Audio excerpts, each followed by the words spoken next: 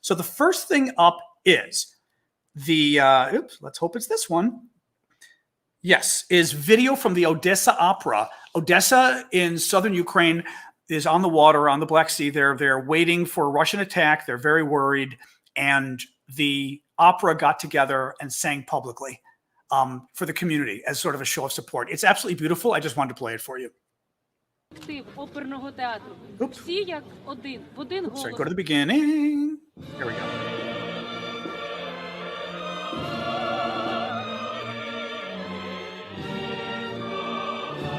Oh. Can you hear the opera okay?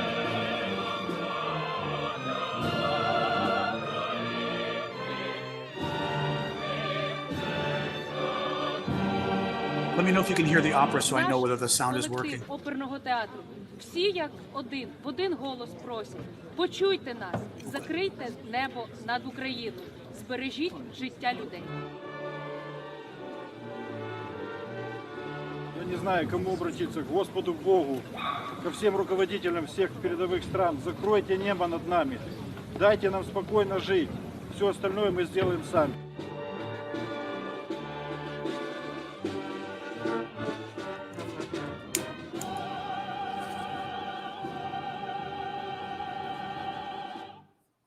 There we go.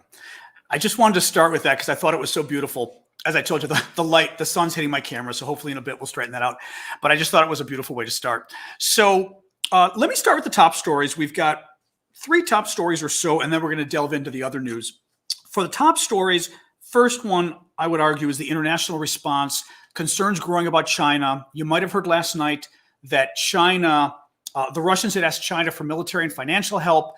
The Chinese initially, we heard, said they didn't know what they were talking about. And then Russia said, oh, we don't need their help, which sounded like Russia basically was indicating that they got, thank you, Yuan, that basically Russia was indicating that they got screwed, that the Chinese said no, right? So that was the initial thing, which looked good. And Daniel as well from Dublin, thank you as well.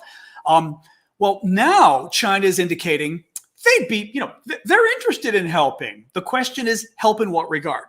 The Russians, what they've got here, what the Russians have asked for, they've asked for, first of all, MREs. If you remember those during the Iraq War, the Gulf War, MREs are meals ready to eat, which are basically instant meals that I don't know if you add water to them. I think once I've seen one, it was dried and kind of gross. But in any case, they're meals ready to eat that their troops can have because the Russians didn't bring enough food for their troops.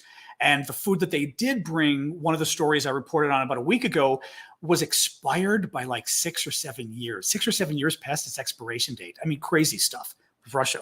So that's the first thing. Also, the U.S. told allies that Russia has requested 5 types of military gear from China, including surface-to-air missiles, not a small deal, drones, armored vehicles, logistic vehicles, and intelligence-related equipment. Surface-to-air missiles are interesting because it suggests that they're still worried about the Ukrainian Air Force. And that gets me back to that other issue about supplying the MiG fighter jets from Poland to Ukraine. NATO and our governments have been saying, oh, they don't need those planes. It wouldn't make a difference. I saw General Julwan, who huge U.S. general. Any of you military people, if you want to say what his background is, I say Julwan, but Joulwan. He's at least a huge American general, retired, but I don't know if he was an allied commander of NATO. But Julwan was on saying the same thing, that these planes would be important. A lot of the generals have come out and said, Stavridis actually especially said it, that these planes are important. So we don't know what China is going to provide.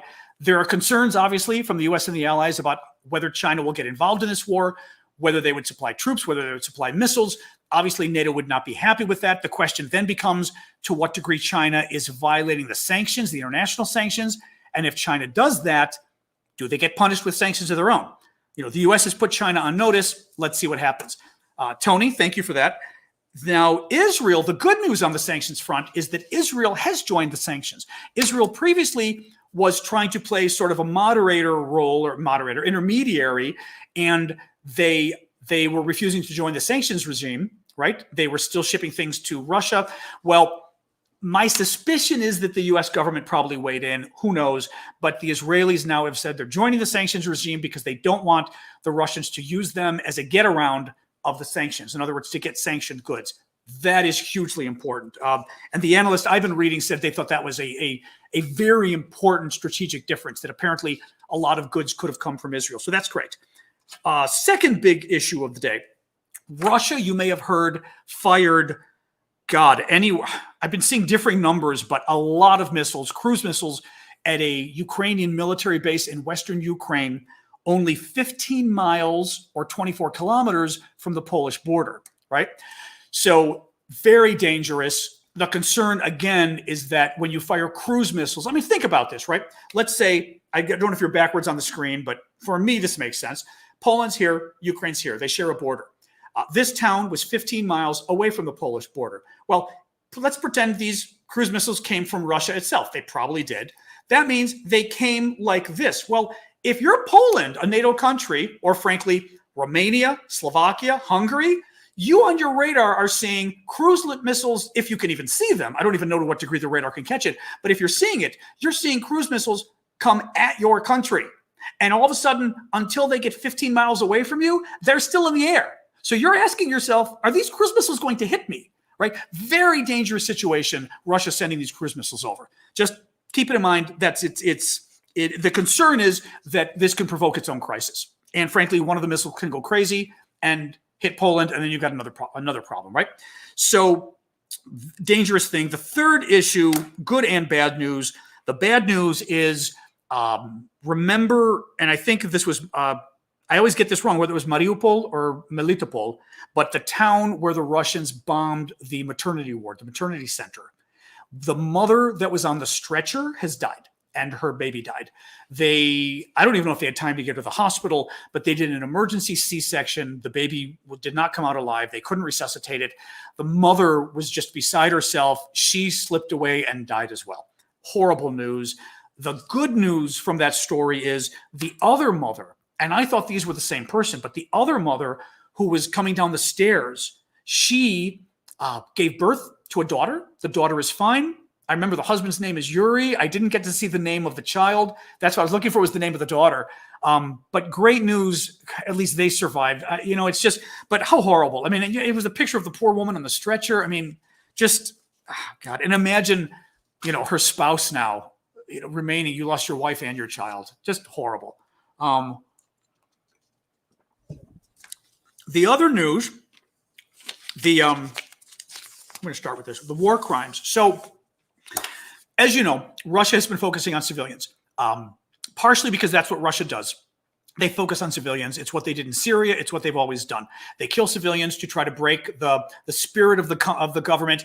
If there's an honest government, like in Ukraine, they are trying to get the honest president to cave by saying, look how many of your civilians we're killing, so agree to our demands. Give us chunks of your country, right?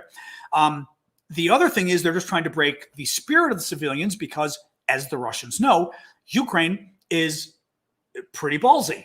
I mean, as they've shown, these people are willing to stand up for the Russians. The Russians need to do anything they can to stop the Ukrainians from fighting back. Part of it is killing civilians.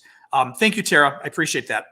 Let me show you. I'm saying a lot. It's funny. When you go on TV, they teach you not to say and like. And I usually don't, but because I'm reading notes, I'm falling back. So bad me. The war. Oh yeah, I know what I was going to do. The Guardian story. Oh my God. There is a horrific story in the Guardian. I don't have the link in front of me, but you can Google it.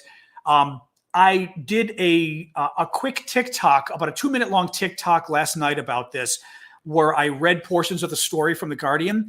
It's about, I mean, it's a horrible story, but it's a story you need to know about because it's about, basically this reporter went and she interviewed people in 3 different towns, and they all had similar stories about how the Russian troops were targeting civilians, but it was the exact same MO, the exact same pattern of behavior, which suggests it's true.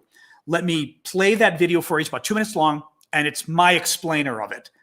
And I'm going to turn my face off because otherwise I'm watching myself, and that would be really creepy. Here we go, guys. This is disclosed in a horrific piece in The Guardian by Isabel Kashu. I want to read you some of this story.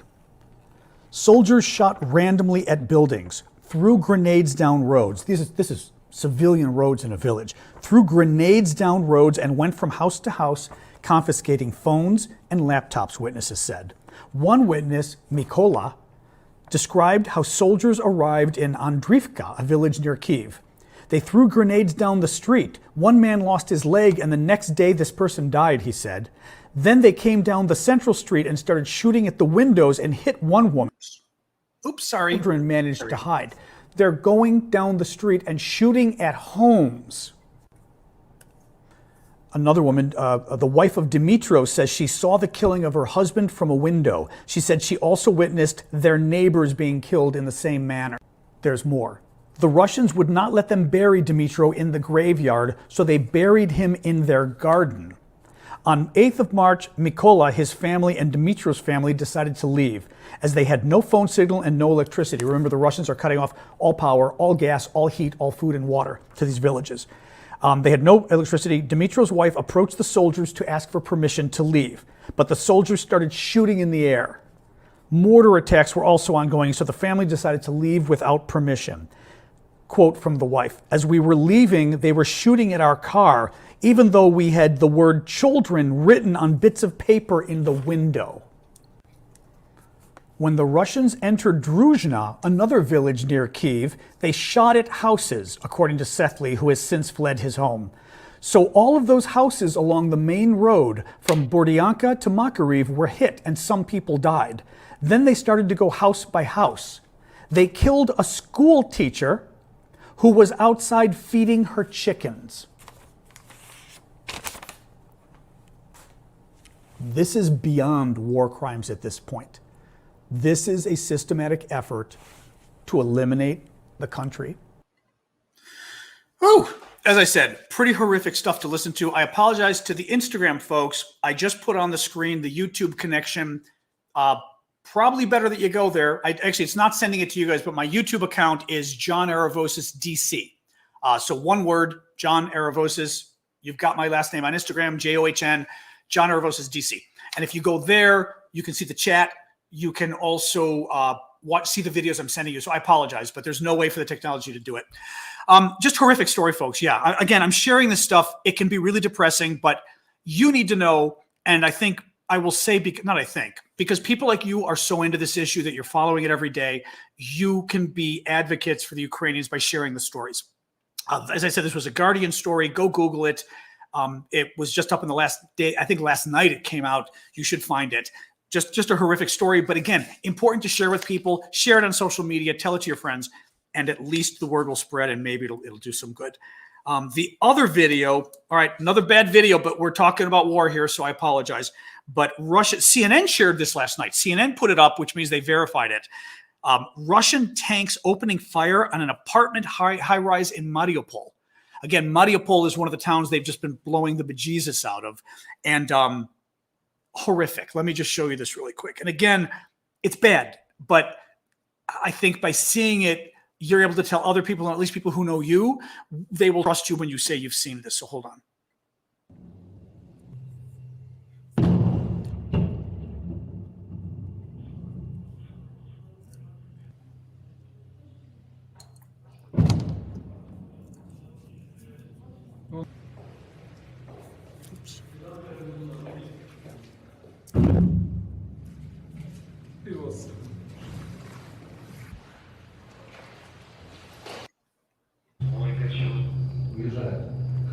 А второй что стоит за ним?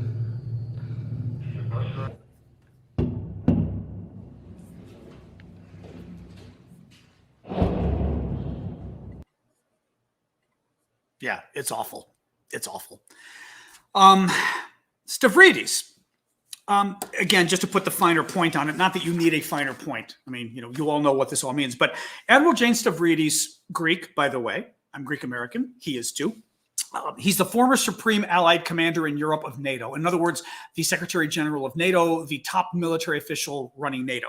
And Stavridis told MSNBC, Russia's military has become a terrorist force in Ukraine, killing civilians, kidnapping mayors. Where we are now is headed back to the 15th century warfare, reducing cities to rubble. This is not an army at work. This is a terrorist force. I just wanted to read it because, as I said, former Supreme Allied Commander of NATO, you are hearing our current military officials and our current political officials, I still think pulling punches a little with regards to Russia, although I don't want to say I understand why, but I get it to a degree, because in the same way that Putin keeps talking about nuclear war and World War III and stuff, he's trying to inflame things. And I think our leaders are trying to de-escalate, so to speak, because the more that we're yelling at each other about nuclear war, the more there's a chance of somebody getting jittery and doing the wrong thing, right? So I get it, but I also think it's important to listen to the former generals who basically can speak openly about what's really going on. Now, nuclear plants, this is the next story, a couple different stories. You're aware that there's 2 nuclear plants in question we've been worrying about. Actually, Ukraine has, I want to say 4 or 5 functioning nuclear plants, but the 2 that have been in the news are Chernobyl, the one that's decommissioned because it melted down back in 1986 while it was part of Russia, the worst nuclear accident in all of world history ever. It was in the same category as Fukushima, the one in Japan, but it was much worse than Fukushima, so it's considered the worst accident. Well, first we've got Zaporizhzhia. Zaporizhzhia is, I just want to see what the latest was here. Right, Zaporizhzhia is a plant that the Russians took control of maybe a week ago, I want to say. I think it was a week ago. And Ukrainian Pravda, one of the local papers, says that, first of all, a week ago, the staff at that plant, because the plant, this was an operational nuclear plant. So you got staff there keeping the plant running. And the staff said, first the Russians took over, and then they were laying mines, like landmines, all around the plant. The concern was, well, twofold. One, to try to stop, I guess, Ukrainian troops from taking the plant back. But there was also concern, the staff said, whether they heard the Russians talk about it or what, that they had plans to blow up the plant. Again, using the plant as some kind of a dirty bomb. Well, what happens? Now there are reports that the Russians are in fact blowing up those mines. Whether they're decommissioning the mines, who knows? But they're blowing them up right next to the nuclear, an active nuclear reactor. Very concerned. The UN agency involved has now asked the Russians to clarify what's going on because they've heard the reports as well. Obviously bad news. Chernobyl, not great news from there as well. You know, when the Russians first invaded, because Chernobyl is north of Kyiv. Kyiv is, somebody found this for me the other day, almost 240 miles southwest of Russia. So if you got Kyiv here, now on my side, I'm not sure how the computer switches it, but basically go up and to the right and you've got Russia, go up and to the left and you've got Belarus, who's Russia's partner in this whole thing. When you come down, you run into Chernobyl. So the Russians run into Chernobyl, and rather than staying away from Chernobyl because it's incredibly dangerous, the Russians chose to bomb Chernobyl, risking blowing up the plant, again, causing potentially at least a dirty bomb at the very least at Chernobyl, but a possible meltdown at Zaporizhzhia, the first plant. Well, anyway, the Russians take over Chernobyl. The power goes out several days ago, and initially, people were very worried. Then the experts said, well, hopefully the fuel rods at Chernobyl have cooled enough that even though the power goes down and the cooling system goes down, hopefully it's not too big a deal. Still makes me a little nervous. Well, what happens? The Russians do not let the Ukrainian experts come in to turn the power back on.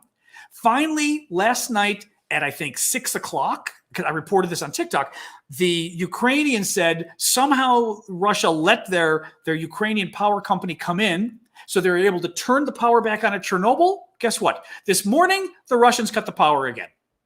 Again, I feel like I loved watching the TV show House. And House would always say, what was House? House would say people lie. But I think I don't remember if he was the one or another TV show where the lead person said, I don't believe in coincidence. Oh, I know what it is. House was the, everybody lied. And the one I don't believe in coincidences was NCIS. Yes, was the chief sort of military investigator, said, I don't believe coincidences. I think there have been a lot of coincidences with Russia messing around with nuclear plants in Ukraine. And it's just like the civilian thing. By the 100th time they bomb civilians, we need to believe the Russians are bombing civilians on purpose. When the Russians attacked 61 hospitals in Ukraine, by the 61st hospital, we've got to think it's on purpose that they're going after hospitals. And the same thing with the nuclear plants. They keep firing at nuclear plants. They keep playing games near them. They keep setting bombs off near them. And they keep shutting off the power to the nuclear plant. You've got to start thinking they want something bad to happen with this nuclear plant. Anyway, keep it in mind. The other reason, Chernobyl makes no sense because it's decommissioned, because Chernobyl, right, it melted down. At Zaporizhzhia provides the number, I believe, I'm forgetting now, I reported this last week, it is either 20% or 40% of the energy output for all of Ukraine. I don't remember which one exactly, but it is a lot. And if anybody has the number handy, feel free to put it in the comments. It was 20% or 40%. The next story, I said I wasn't going to say but I'm saying it again. Russia's clampdown on dissent. I've got 2 videos here. Yeah, let's show you. We'll show you both. Neither is a great video. The first one has an interesting ending. Let me put it that way. I'm going to set the first one up for you. So the first one, it's got subtitles, but basically this woman is protesting the war sort of single-handedly in Red Square, the center of Moscow. Correct. Chernobyl is in Ukraine, but when it blew up, it was in the Soviet Union. Ukraine was part of the Soviet Union. Sorry, somebody just asked in the comments or mentioned in the comments. So protest on Red Square. There's some kind of a film crew, documentary, or who knows, filming the protest, sounds sympathetic, and there is a Russian woman he's talking to, and she's trying to explain to him that how bad it is, how bad the clampdown has been, and she's explaining how even if you say 2 words, and the sign she's going to hold up says 2 words, she goes, do you think I'd get arrested just for this? I'll let you see what happens. The next woman is, and just in case it's not clear, is upset with the filmmaker because she says, you're only interviewing dissidents. Why aren't you interviewing people who approve of this war? I approve of Putin. I approve of this war. So he says, okay, talk. So she starts to talk and then see what happens next. So I'm going to put this up. One big moment here. All right, I'm hoping, let's hope it's this one. I don't think it's this one. Oh, I've got to see if I've got it. Oh, nope. That's the angry women. Oh, I've got to have my Red Square one. This Red Square one, I kid you not, I'm going to, okay, hold on. I'm grabbing, you know what? I'm going to try to find it by the end. The Red Square one is so good. Oh, you know what somebody can do? Go to my TikTok. Go to my TikTok and people and look for either this morning or last night, but it was Red Square. And you'll see a woman with a very, I almost want to say she's got like a Ukrainian headdress or something, some kind of beautiful red hat. Grab the link to the TikTok and put it in the comments so people can check out. But maybe do it after we're in our chat time when things are over. I don't believe I didn't grab that video. I'm going to do one more look to see, folks. I apologize. Let's see here. Here I got it. Oh, I do have it. I knew I had it. Hold on. Here we go. За активистов вообще. Вы за активистов? За активистов, конечно. Я просто хотела спросить, как вы думаете, если здесь вот просто сказать 2 слова, меня за это сейчас арестуют или нет? Вас уже задерживают.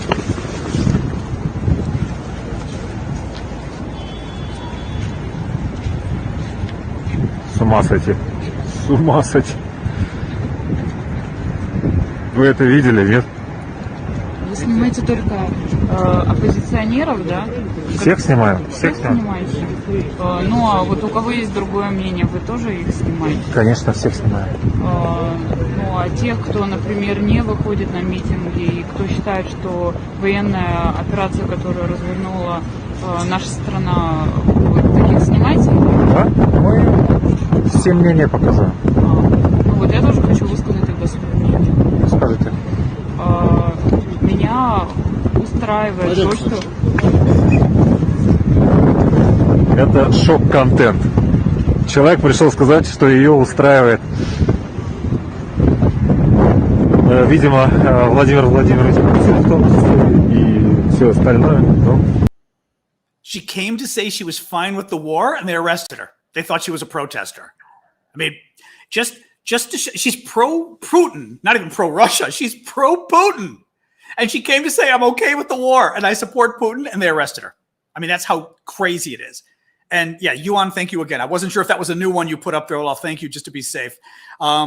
Just absolutely crazy. And again, to the Instagram folks, I apologize, but if you go to the YouTube feed, my last name, John Aravosis DC, as in the District of Columbia, John Aravosis, John. You've got my last name on Instagram. One word, John Aravosis DC.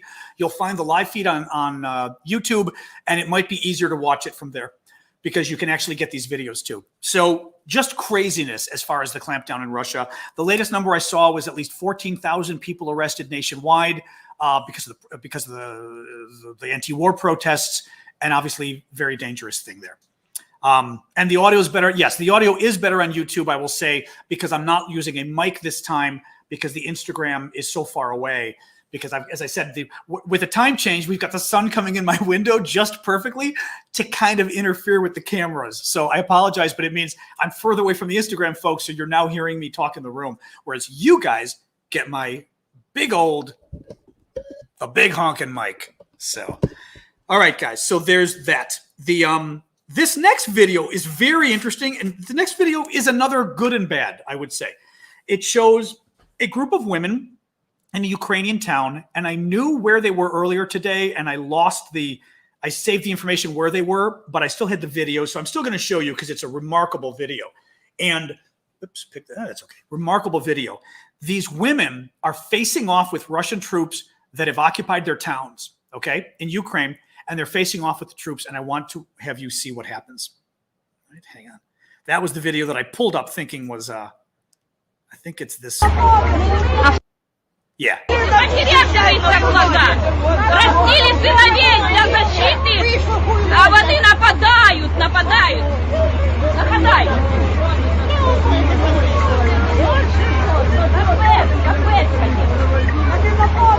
Автоматами вешался, господи! Это правда, да. Это кошмар! Та я ж кажу, неужели тут вонючими водичим парить до баню? Вас с женой в теплой постели. Нет, что по хаткам бегать, по полям гулять. Огороды надо садить. Keep watching. Да, не стоит. Боже, неужели так можно положить жизнь за такие деньги? Что она делает? Все падает. Ой, пацаны.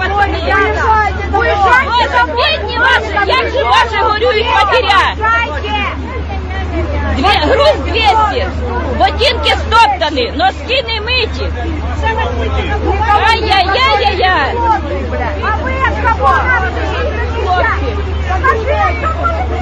Ой, матеря плачуть.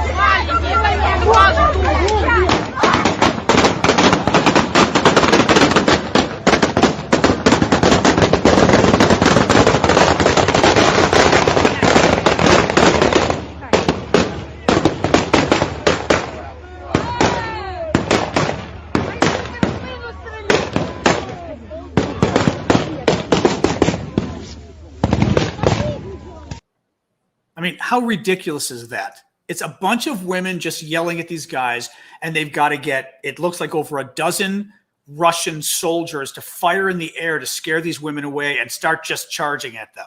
Just, unbelievable. But what worries me about it, and what worries me about what that video says, is clearly they have upped their game against the citizens, against the protesters. And I think they are going to try to arrest more protesters, hurt more protesters, even kill protesters in order to, again, break the morale and to scare people from even showing up. Whether that works, we will see. I'm actually surprised that the protests haven't turned violent. I would have a very hard time if it were my country and I showed up there not doing something. But nonetheless, just the reaction was wild.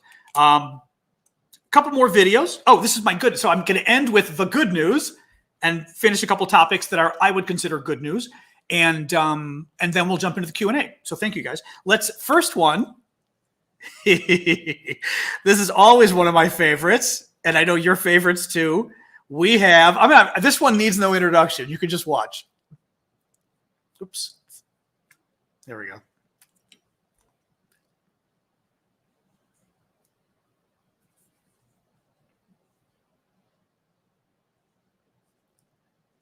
Another tractor, another Ukrainian tractor hauling away Russian military equipment. I cannot see enough of those videos. Someone had shared a joke that I put on Twitter that was something to the effect of Ukrainian farmers now have the third largest army in the world. It's just, again, the chutzpah of these guys just cracks me up. There's a new poll out in Finland. This was also very interesting. You may recall a month ago, there was a poll out in Finland that 53% of Finns wanted to join NATO. The same polling company did a poll today, 1 month later, and the number now is 62% of Finns. So it's gone up from 53% a month ago to 62% now. Over the last 2 decades, that number was consistently at about a third of the population, whether 33%, whatever. But that's how many, what percentage wanted to join NATO. It jumped over the majority when Russia invaded, or when Russia was preparing to invade, and now is at 62%, which is amazing. Now, again, because the numbers jump so quickly, who knows once this is all over whether they'll come down again or not, but that's a remarkable change. And it's not good news for Putin because it's one more sign of how he's brought the international community together, and how he's cemented he's pushed his neighbors further into the arms. I was going to say the hands, but not the hands, the arms of NATO and the EU. So the next video, oh yeah, this is good too. So this video is civilians in the town of Kherson, and Kherson, again, I can only pronounce these things the way an American who studied Russian can pronounce them, but it looks like it's Kherson or Kherson, Kherson, occupied by Russia now for, I think, a good 10 days. The citizens there have been doing protests every day for 10 days. And this was one of their most recent protests, or if not the most recent. This one is, what I liked about it is, I mean, it's huge. You're going to see this massive Ukrainian flag. They are going to be chanting two things. One, they're chanting is the word domoy. And domoy, even I remember this from my Russian, it means to home, but, or kind of go home.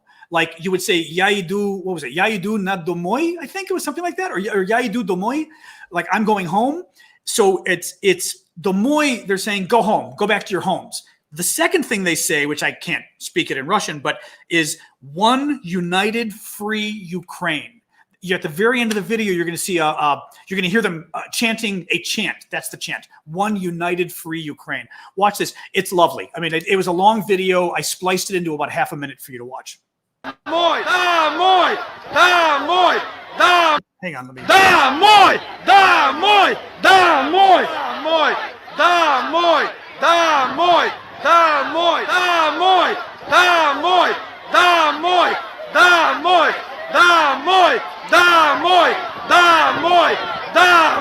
Одна, єдина, свободна Україна.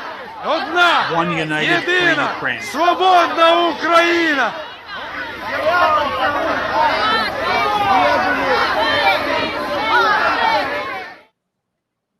Amazing courage. I mean, this guy standing up there with the guns. Amazing. There's a trucker blockade. I call this a good story too. Well, it has a good impact, and it also made me laugh a little bit. So some activists, I'm assuming they're Polish activists, they're on the Polish border with Belarus. Basically, again, you've got Poland, you get to the border, the easternmost border of Poland, sort of northeast, and it borders Belarus, which is Russia's war partner in invading Ukraine. A lot of Russian troops came through Belarus, governed by a dictator who is not well loved in his own country and is hated internationally. Horrible dictator, basically a puppet of Putin. Well, it's funny, actually, a friend of mine had mentioned to me a few weeks ago why people weren't doing this. Somebody is. Activists of some kind have gone to the border checkpoint from Poland to Belarus, and they've stopped the trucks going into Belarus, who naturally, most of them are probably going on to Russia, and they've just stopped it. There is now and I'll show you a quick video, actually, I let the video go on a bit just because to show you how long this thing is. This guy is filming it. There is an 18-mile long backup of trucks now at the Polish border that isn't moving 25 kilometers because the activists, I'm guessing Polish, but who knows? They could be Ukrainians in Poland, who knows? But the activists stopped the border. Absolutely hilarious. So watch this. And great too. Oj, chyba tak do wiatru, że 27 będzie. To jest pan, który tu mieszka. Mówi, że za 27 kilometrów już stoją tiry rosyjskie. Przy czym jeden pas i drugi pas. Nagramy to. The best part is at one point ahead, they're double decker. There are 2 rows of trucks even. This is 2 rows. Yeah, it's 2 rows now. Yeah. Policja powiedziała, że nawet gdyby teraz aktywiści rozblokowali te tiry, to i tak by to trwało ze 2-3 doby. I'm going to stop it in a second because it just keeps going. Oh no, this is aktywiści nie zamierzają tego robić. It's great. It just keeps going and going. This goes for literally 25 kilometers or 18 miles. Just fabulous. the final video I'm going to put up is the Ukrainian minister, and I forget what they call. I say information technology, but it's not that. He's their digital guy. He's the guy in charge of, web strategy, social media, memes, and all of that. 31 years old. It was either the New York Times or the Wall Street Journal. I think the Times did a profile on the guy, and he has been doing the most brilliant freaking work. Well, he tweets out the other day, which is why I know this is from them and why I also know it's real. He tweets out the link to a website, and the link to the site is simply Putina, so Putin with an A on the end, Putina. Oh, now I'm forgetting. I think it's Putina. Oh shoot! You know what? I'm going to pull it up and show you. I'm forgetting the name of the website. It's on the actual thing. Yeah, Putina.net. Yep, there we go. Putina.net. It is send Putin to Jupiter. And hold on. Oh, I got it. Here we go. It's got a little itty bitty Putin in a spaceship, and it's a kid's, obviously, like from some kids thing. It says you add up the amount of money, donate. Has how much has been donated already, and the idea is they're raising money for gasoline to send Putin to Jupiter because, and I've got to see if I can see what it says here. Why Jupiter? It's a gas giant and the largest planet in the solar system because it's a gas giant. It reminds them of Putin. Absolutely freaking brilliant.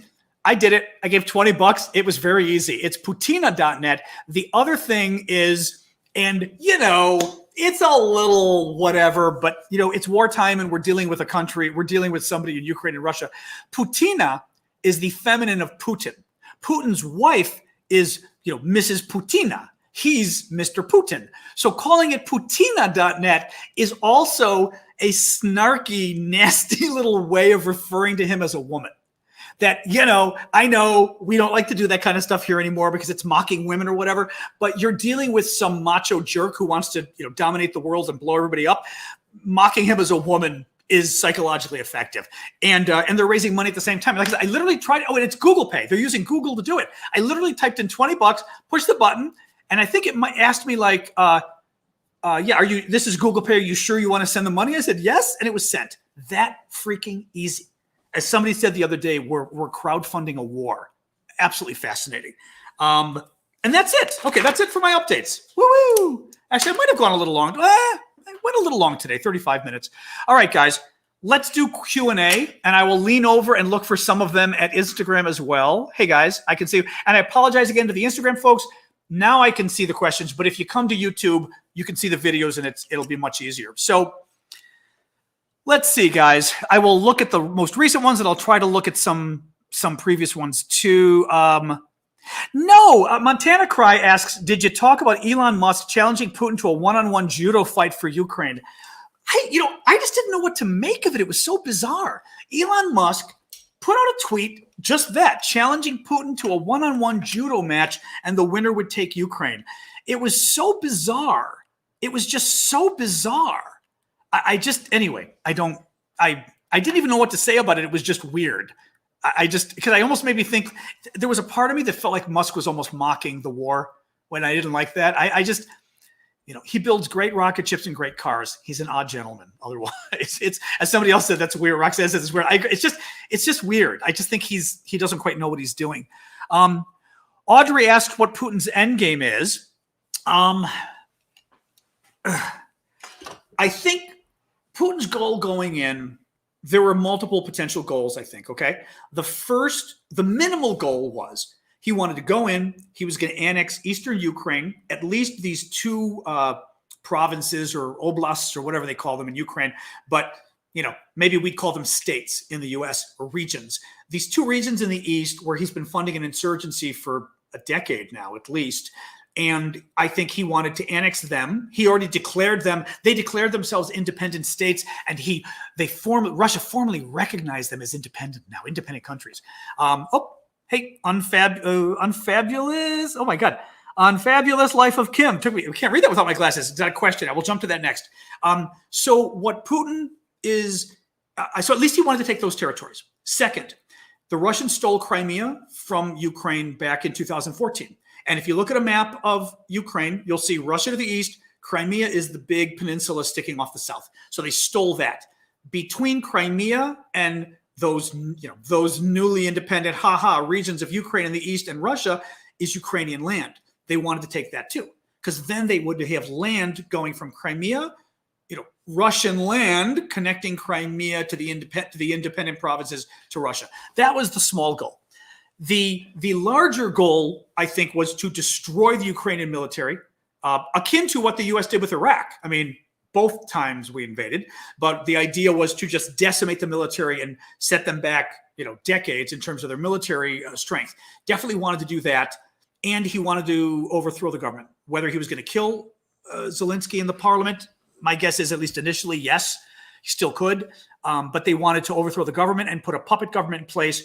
And then the question becomes, would they have taken more land? Would he have tried to annex all of Ukraine? My guess is eventually he would have tried to get the puppet government to okay the annexation of Ukraine, that they become part of Russia. But those were the goals. So far, he doesn't have any of it. And that's why, as the quote from, I think it was Stavridis, the general earlier, was Putin has now resorted to 15th century warfare, where he's simply just going to raise everything. He's going to destroy everything. Or 2,000-year-old warfare, Carthage, right? You destroy Carthage and spread salt on the ground so it never comes back. That's what I think he's doing with Ukraine now. He's just trying to destroy it, and then he's going to take the chunks of land he wants. Then again, maybe he's crazy and he still thinks he can run the whole country. No military experts thinks he can run the whole country. Let me go back now and just re-look at, there it is, Czar. Oh, nope, not Czars. Where was the other one? There it is. Unfabulous Life of Kim asks, is there not a way to take Russia's UN veto power away?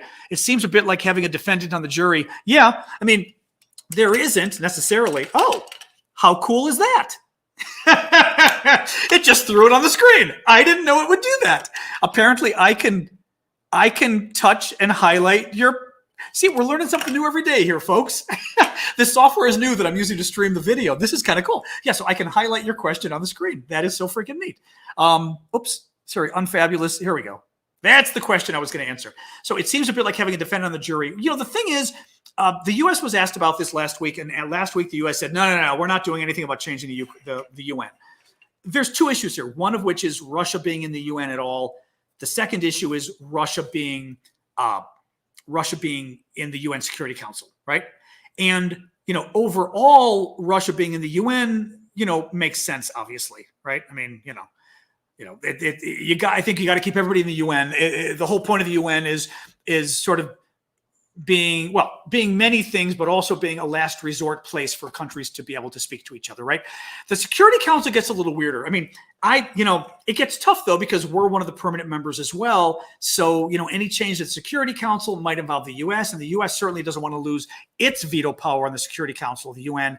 There's, I want to say, 5 permanent members, and probably, I should know this, I knew it at one point, U.S., China, Russia, UK, France is going to be my best estimate as to the 5 permanent members of the Security Council. I believe it was because it was basically like the big post-war powers who won, so to speak, after World War II.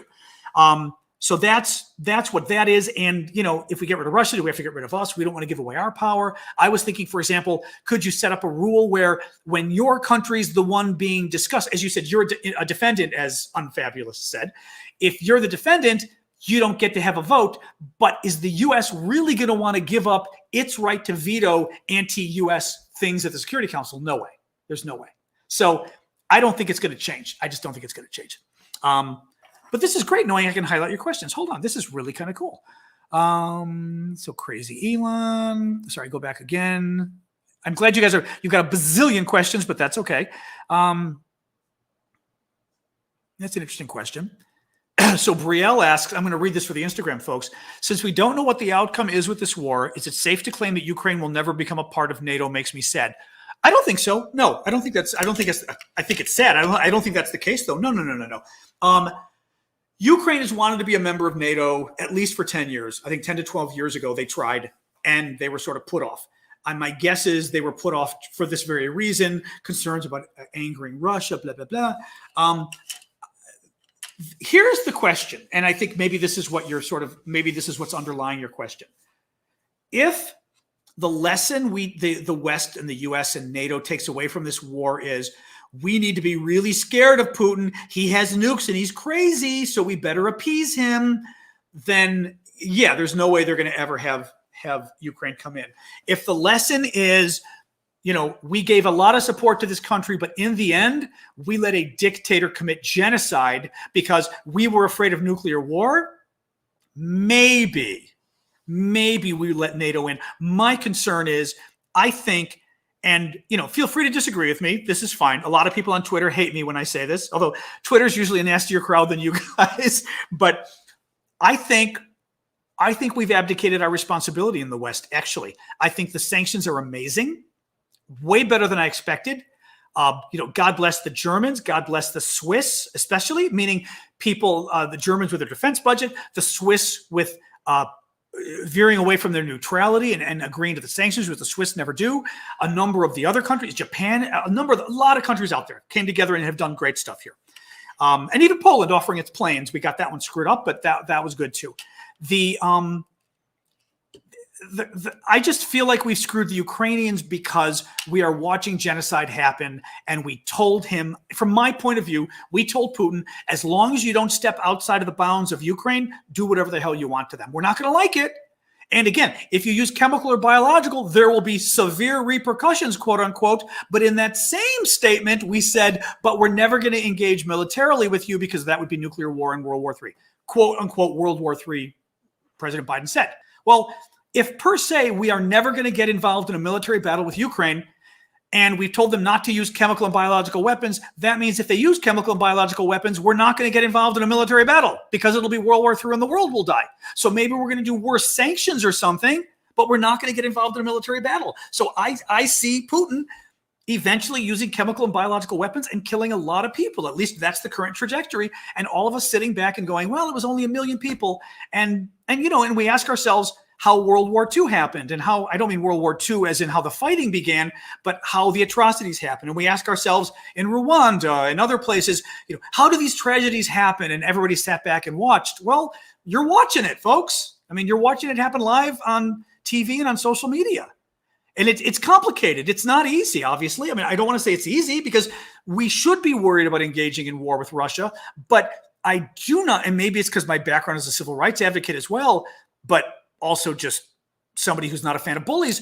I don't like what I'm seeing in Ukraine, and I just can't accept that we have to sit back and watch him literally terrorize. And I would say borderline. I would say I've been calling it genocide with a small g rather than genocide with a big G. It's just, anyway. Let me actually once up. I always put my glasses that I can't. Actually, let me look at Instagram. If you guys had a question up there, one moment. Try to help you guys. The Instagram thing is not such a big deal. Nuclear war, who knows? That's kind of what I was getting at. Actually, multiple people asking, okay, well, everyone's asking if there's going to be a nuclear war. So, all right, well, I kind of already got into that. I mean, I don't think there's going to be a nuclear war. The only way there's a nuclear war is if Putin's insane, if he's absolutely insane, right? The Russians don't want nuclear war. We don't want nuclear war. The Russian military is already losing enough right now. They don't need more. CB Wim, thank you, by the way, for that. Yeah, let me look for more. I'm going to look for more questions here. And again, if you, I'm sorry, I didn't see that. I was just going to say, being Nancy, thank you. If you do the super chat question thing, it makes it stand out, and I see it at the top of the screen actually, which is nice. So being Nancy asks, is it true Israel is encouraging Zelensky to surrender? I doubt it. What I think I saw. I thought I saw something about they're encouraging him to compromise. And my suspicion is, I only saw it earlier today briefly, but I remember when I heard it, I thought those little SOBs are trying to get him to give up land. That was how I took it, which is interesting too, because I happen to be supportive of Israel, but Israel would be the last country on the planet who would give up land, I think. But regardless, that's what I had heard. I thought Israel was trying to kind of push him to give up some land to reach a deal. And as far as I'm concerned, which general? It was Clapper. Yes, former General Clapper, James Clapper, former head of U.S. intelligence, the other night called Putin a 21st century Hitler. So I'm not going to call him Hitler and have people criticize me. Former top general intelligence chief of the United States called him that. And I feel like when you're dealing with somebody like that, yes, we've got to find a way to end this war. I'm not convinced the way to end the war is by appeasing him. And, you know, it's almost a cliche to talk about appeasement in history, Neville Chamberlain, Hitler. I actually read up on that again yesterday just to sort of get back on it. You know, peace, it wasn't peace in our time. Was it peace for our time that he announced? You know, that basically all of England, the UK could rest clear that we now have peace for our time. And 2 years later, London was being bombed the hell out of it by the Nazis. So I feel like that's what we're doing right now. I feel like we're appeasing him, and I don't like it. Oops, somebody else popped up. Preston simply, thank you, Preston. Preston simply donated. That's good too. But I don't mind that you guys ask questions, obviously, too. But thank you, Preston.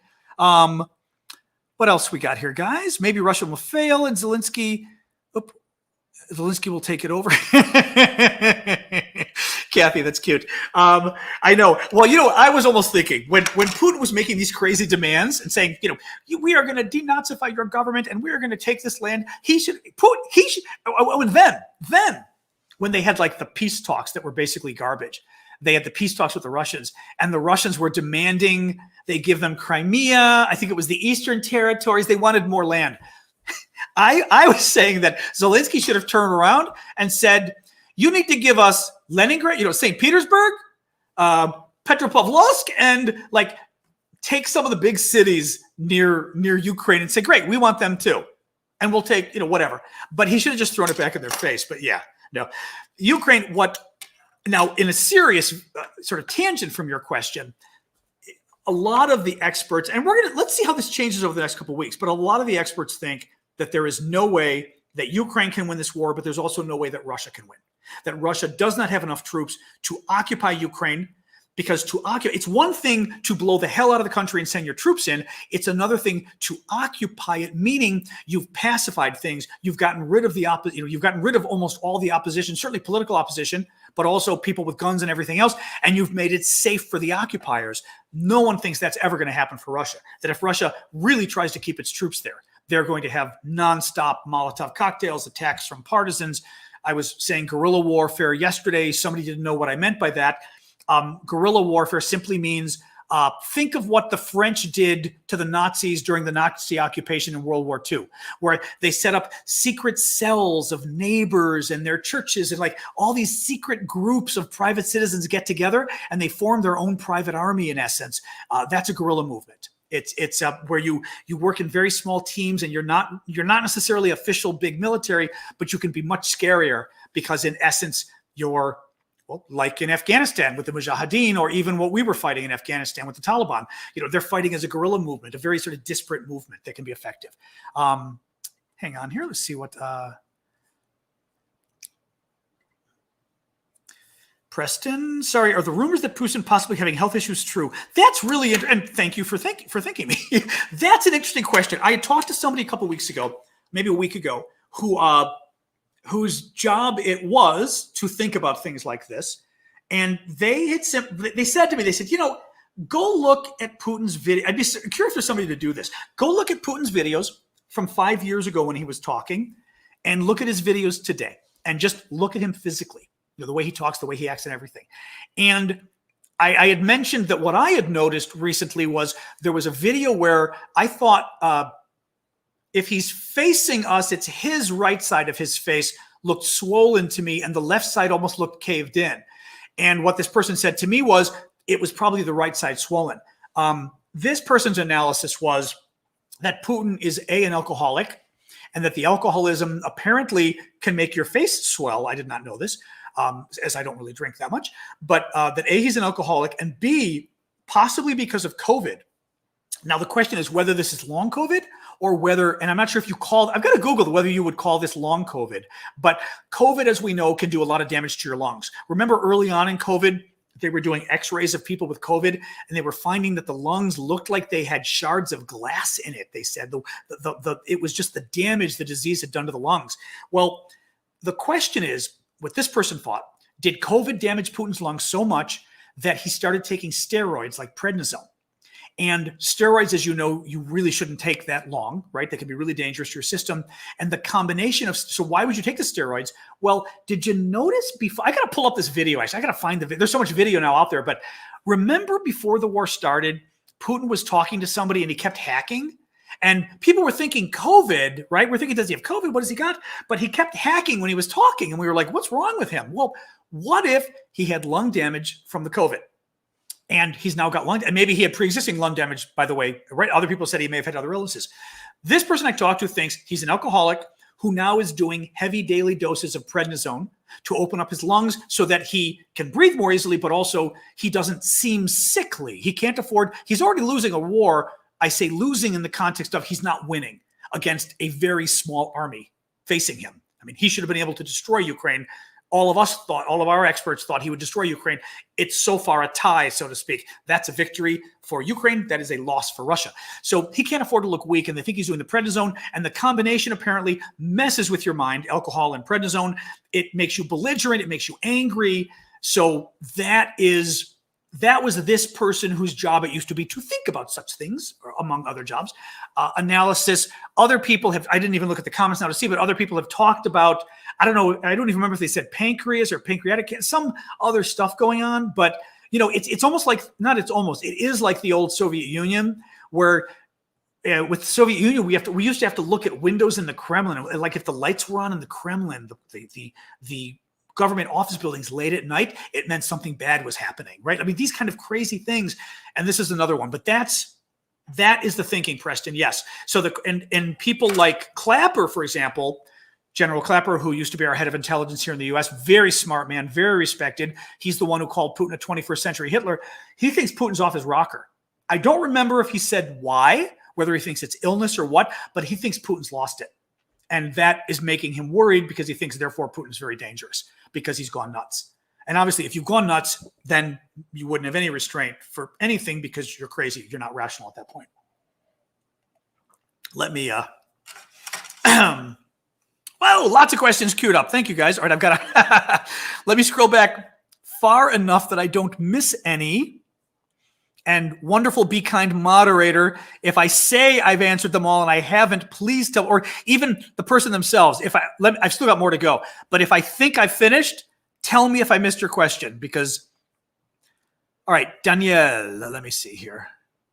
My Russian wife hasn't spoken to me in a week because I said I'd happily end Putin. She's been dying with COVID at the same time because she wouldn't take a vaccine. Think I'm going to divorce. Well, I hope not. So, hope not. But, yeah, you know, it sounds like, I mean, again, it's an interesting question. I can imagine sort of what do you call it, international marriages. But it would be it reminds me of some of the marriages here in the States where you've got, you know, Republicans and Democrats married. Certainly Carville. Well, the old one was Mary Matlin and James Carville, top Republican consultant, top Democratic consultant. And the new one people keep talking about are the Conways. George Conway. Now, except in this case, it's interesting. The Conways, because both are Republicans, but one is a Trump-loving Republican, Kellyanne Conway, who ran Trump's campaign for a while, was a top White House official under Trump, still defends him. She was critical of Trump before she joined his campaign, but then supports him now. And George Conway, her husband, who hates Trump and is outspoken as ever, and they both go on TV on different shows, like not attacking each other, but opposite sides of the issue. It's very strange. So, yeah, you know, if I will put it this way, if they're able to manage it, you can manage it. But I would have a hard time. I would have a hard time on these issues, I think, with somebody. But hey, hopefully it works for you, Daniel. Oh boy. Anyway, to silence Tucker Carlson and other Putin Republicans, Casey. So, Casey, here's the thing. Generally speaking, Republicans have been great on this issue, as have Democrats. I mean, I have been impressed and proud and happy that both political parties really came together on this because I don't think this should be it's not a partisan issue. I mean, you know, it's about freedom. I mean, it really is, though. Americans like to talk about that kind of stuff, but for a lot of us, it really does matter. We really do believe in this concept of, you know, freedom and democracy, even if ours isn't perfect, right? So, it is not Republicans, which is good. We even had somebody the other night who weighed in and said that he actually is somebody who would frequently watch Tucker Carlson, who, for anybody who doesn't know abroad, Tucker Carlson is one of the top, if not the top, person on Fox News here in America. And he's been a Putin defender. He also is a big defender of lunatic in Hungary. Oh, I know the guy's name. I'm spacing out now.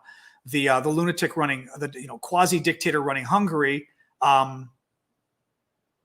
It's driving me nuts. Somebody put it in the comments. I'm forgetting his name. But now he's defending Putin, and he was attacking Ukraine. He went after Ukraine the other night and spread the lie about the U.S. and Ukraine are working together on biological weapons or chemical weapons. And, why? Oh my God, before the war, he literally had a broadcast, and they had a thing on the screen that said, all Putin wants is safe borders. All he wants is to defend his border. Don't we want to defend our border? I mean, it's been very bad. But as I said, there was a Tucker supporter with us last night, I think, or the day before, who said he just, he's sort of through with Tucker at this point because of this stuff. So I don't know what we can do. It's bad. I mean, it's bad. People are going after the advertisers. A lot of the big car companies still advertise. I had found BMW was advertising on, for you Germans to know, BMW's been advertising on this guy's show. Ford has been advertising, and there was somebody else, but I remember Ford, the US company, and BMW, the Germans, have been advertising on this lunatic show. It is a racist, he's homophobic, and in this case, he is pro-Putin, and it's insane. And especially for a German company. Come on, guys. I mean, the Germans have been amazing on this, but for BMW not to get that, this is the wrong side of history we need to be supporting. Come on. All right. Scroll through more. All right. We've got, Rep Preston and the health issues. Amanda is asking, can you explain what's happening with Russia and the Arctic? You're throwing me for a loop there, Amanda. What's happening with Russia and the Arctic? I mean, I know there was stuff. I'm saying, is there anything now happening? I know there was stuff happening previously where Russia was, God, what was it? Russia was in, I want to say it was Antarctic. Now I'm forgetting if it was Arctic or Antarctic. God, I read about this a few months ago, but Russia was kind of trying to stake claim to areas when we all sort of equally divided things up, and nobody's, and they're trying to. It's the Arctic. You're right. It's not the Antarctic. It's the Arctic, because Russia borders so much of the Arctic on the north, and they've been. I don't know the details of it, Amanda. I'm sorry. I read about it months ago, but I know somehow they're encroaching on it, and they're kind of starting to scare people. But I don't know if they were drilling for minerals or what it is. I apologize. If you've got another question, throw it in there, because I'm just not up on what they're doing. But I do remember a few months ago there was something. So please throw another question in for free. Obviously, I mean, and I can answer that. But I apologize. Stella, thank you for being a trooper with these lives and bringing them over to YouTube. Oh, these things. Yeah, I really appreciate it. Well, thank you. That's not a question, but thank you, Stella. I appreciate it. I'm still hoping TikTok, as you guys probably know, TikTok banned me from doing these because a bunch of Russian trolls complained and said that these news summaries and then the question and answers contained hate speech against Russia. I mean, you've listened to me. This is not hate speech against Russia. TikTok is very quick to ban things. Enough of the Russians complained, and they banned me for life from posting live videos. I appealed. Within 30 minutes, they said, nope. I have written to them multiple times. Twitter, Be Kind, our moderator, maybe she already put it in because I'm sticking with the questions further up. Be Kind, our moderator, has some email addresses. I would love for you to just contact him because I still want to get back. Muscles and Earth Gene. Yeah, I like him. That's interesting. I'd be curious to see his video, what he was speculating on Putin's health.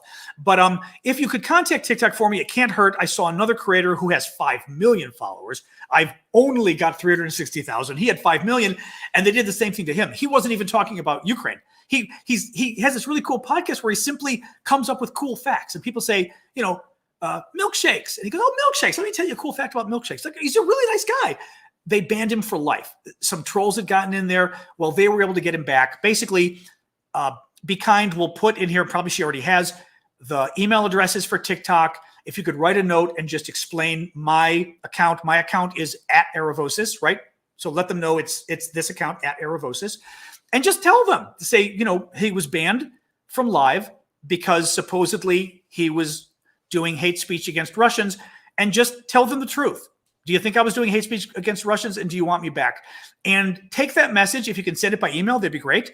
You can also, if you're on Twitter, this could be really helpful because there's TikTok support. And I wrote this down. Here we go. The name, that's their Twitter handle. Obviously on Twitter, you've got to put the @sign. For some reason, this didn't, I typed it and it would get rid of it. So that's the Twitter handle. Find that Twitter handle at TikTok support. Send them a direct message. Just copy and paste the same message. Mention Erevosis, literally the same message. And then finally, and our wonderful moderator has this too. There's a web address, and I'll continue with the questions in a second, but there's a web address you can click that lets you send feedback to TikTok via the web. Same thing, copy and paste the message. All I'm asking is tell them the truth. Just tell them, and if you like what I do, please beg them to let me back. I'm going to continue doing these, but, you know, TikTok's the lion's share. I mean, I love that we've got, you know, we get a couple thousand people an episode with you guys doing this, which is great. You know, I was having over 20,000 on TikTok an episode. It was crazy for these lives. Now, I'm still doing my updates, so do check me out on TikTok. And thank you. By the way, I do see the heart on Instagram. Thank you. You know, do check out my TikToks anyway, because I'm still putting updates out throughout the day. I'm still going to do my quick news updates. It's important, and you guys are still there, and I can still interact with you and everything, and the trolls are certainly still there, but that helps at least. So anyway, thank you, Stella. I turned it into a question, even though you didn't have a question. Oh my, you guys threw a lot. I'm scrolling and there's like a ton more. Hold on, scrolling down. Just making sure. Oh, Tommy, okay. Tommy, Certain? Interesting name, Certain. From Britain too, that's a fascinating last name. If Sweden and Finland want to join NATO, should they do it together rather than individually to prevent Putin invading one that hasn't applied? That's kind of interesting. Actually, you know, that's interesting. Now, okay, you could argue Finland, Sweden, and Ukraine together, you know, to pull the bandage off hard. Having said that, if you add more countries to the mix, is it even more antagonistic to the Russians, right? So they're going to have to figure that one out. I do think you're right, though, that at least those two countries being near each other, you know, you don't want to do one without the other. You know, you don't want to do actually, I would almost, no, I mean, Sweden too, though, because Sweden, they'd have to come by air and by boat, right? I'm pretty sure, right? I mean, you guys, the Finns are up there at that point. Finland, on the other hand, is bordering Russia, or you know, they're right next door. So I'd worry more about the Finns. But that's an interesting question. I mean, anyway, that would be my analysis. I'd say you'd have to really get more into somebody from intelligence, maybe telling you, like, what would the Russians see that more as a big fait accompli if you got everybody thrown in together, or would they see it as a double threat? I might argue that you do it all together, because as you said, what part of the problem I haven't liked about this is our strategy on the sanctions has intentionally been to ratchet them up. Well, guess what? Another sip of water, and then I'm going to weigh in on that. From the beginning, we said the sanctions weren't going to work, and we knew they weren't going to work, okay? We said from the beginning, the sanctions won't be enough. Putin's going to do what he wants to do. Then what was the point of ratcheting them up slowly, right? If he was going to do it anyway, why didn't we just hit him with everything? And there's still more sanctions that haven't been done. On the energy front, I get it. Europe gets something like 30% of its energy from Russia. The Germans get like 40%. I mean, a crazy amount. That it is a serious issue for Germany if they cut off Russia's oil and gas. I mean, a serious issue for the German economy. I appreciate that. And they are trying to cut themselves off by the end of the year. The U.S. has been trying to figure out, I think, helping build, like, whether it's liquefied natural gas ports or something, maybe we can export some, but that's an issue that's got to be dealt with. Otherwise, Germany, literally, you're turning off 40% of the economy. They can't do that. But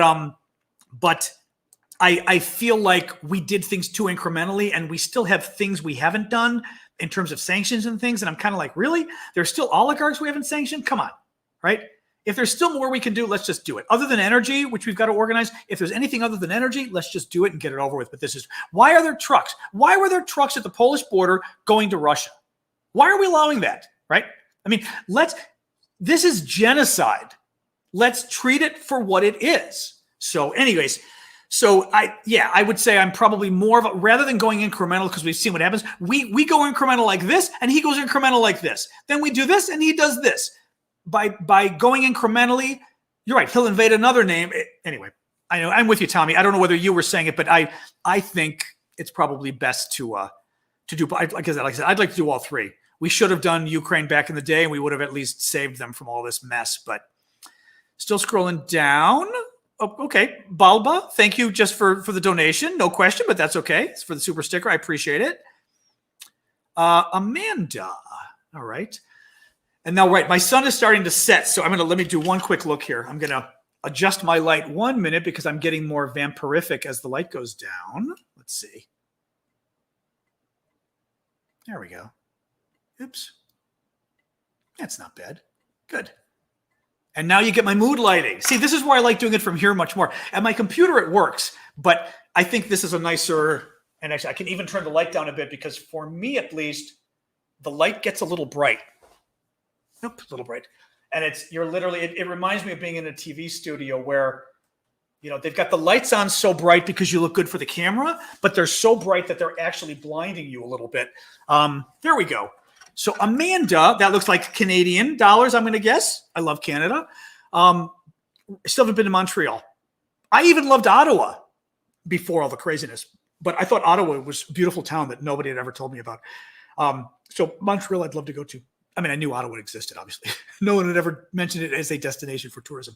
Russia has reoccupied the Cold War bases in the Arctic. Oh, that's what you were talking about, which threatens Canada's north. Oh, they're also using threatening language to the Arctic Council. Okay.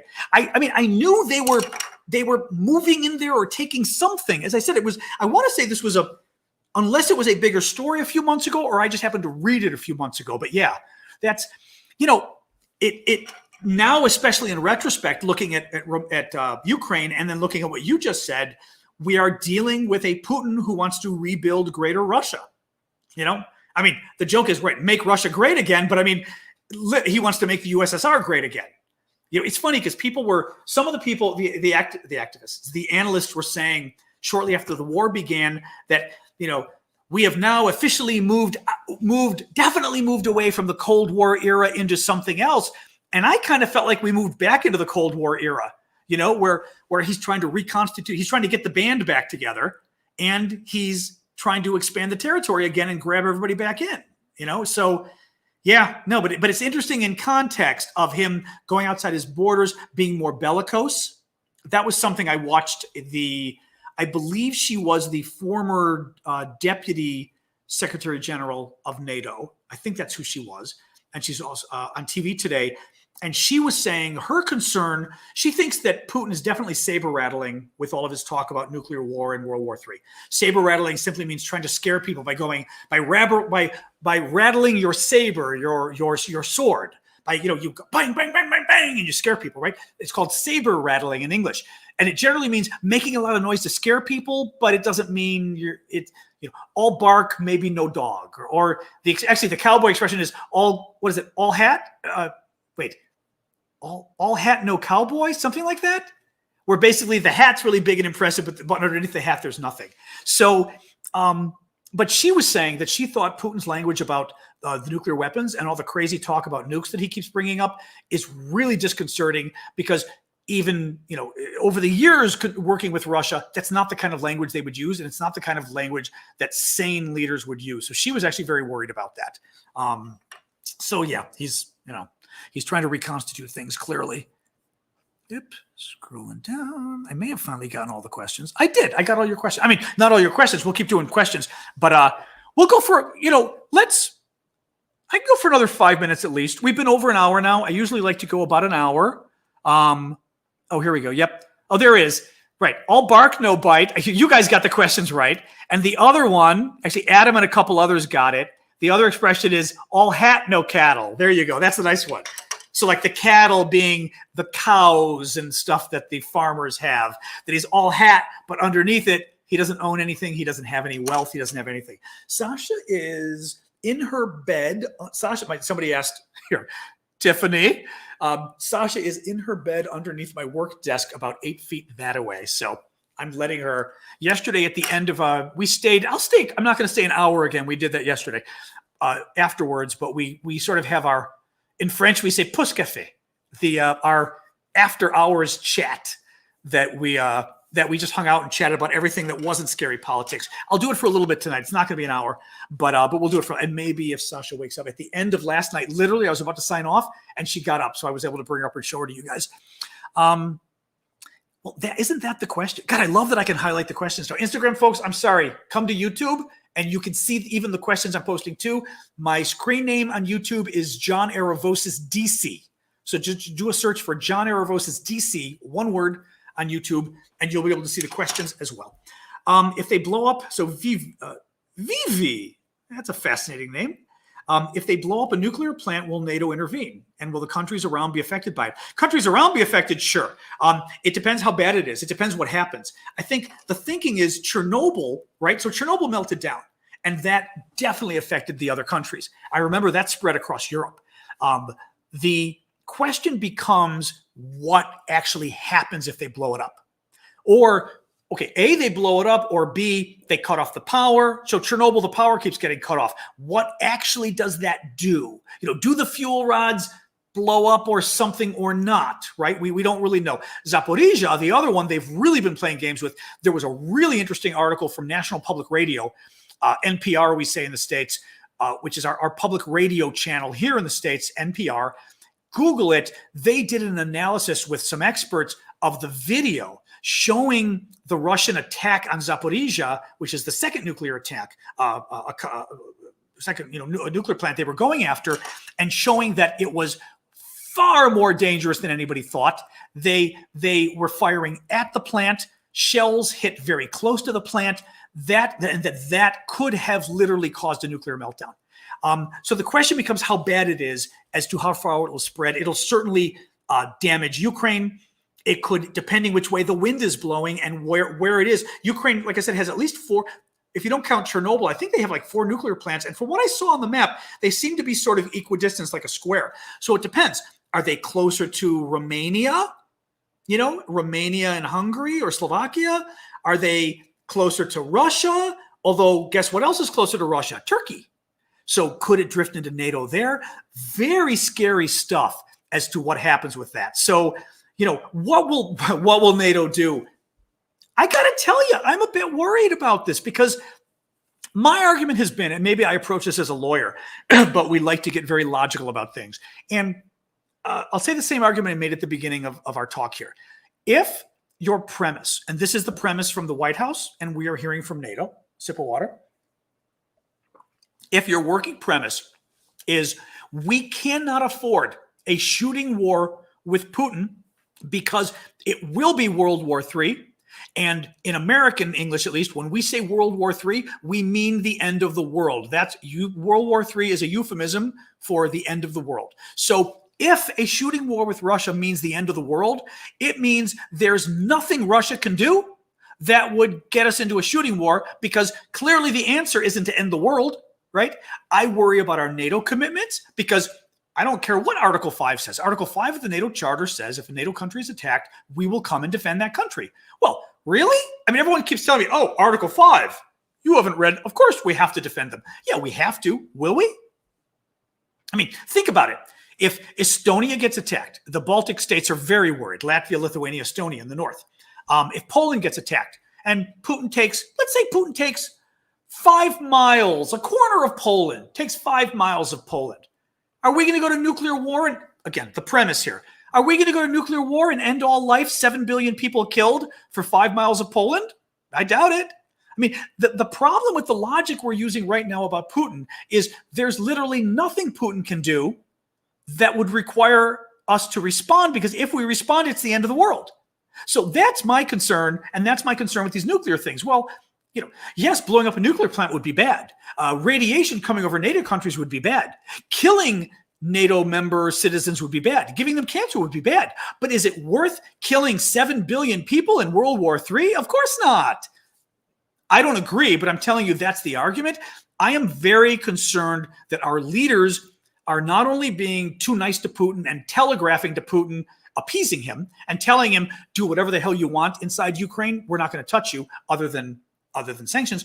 But I worry that their logic applied to NATO means we will not get involved, NATO, because again, and I'll stop with this, if we go to war with Russia, it's the end of the world and everybody dies, then per se, we will never go to war with Russia, because anything is better than war with Russia, even losing all of Poland and Estonia and even England and France, if you're America. I mean, it is a very dangerous argument, and it is a dangerous argument to get into people's heads, because that will be where their logic is going to take them next. Anyway, it worries me, shall we say. Let me look at a few more questions. Well, this is the interesting thing. I don't know about eliminated, but Hammett asks, could America and China come to an agreement that Putin needs to be eliminated? You know, the thing is, I don't know if we'd say eliminated, because part of the problem you get is if you know, what's the old, I'm going to get another expression wrong that you guys can put in the comments, but if you're going to shoot the king, you better kill him. The expression in Alaska they use, I did a lot of work in Alaska, was if you're going to shoot a bear, a grizzly bear, you'd better kill the grizzly bear, right? And the idea is you don't want to make an attempt to go after a leader and fail, because then he's going to come after you. And that would be an invitation for a massive war with the United States, and frankly, them trying to kill our president if we tried to kill their president. And you may just, you probably would galvanize the Russian people to support him if we killed him, possibly.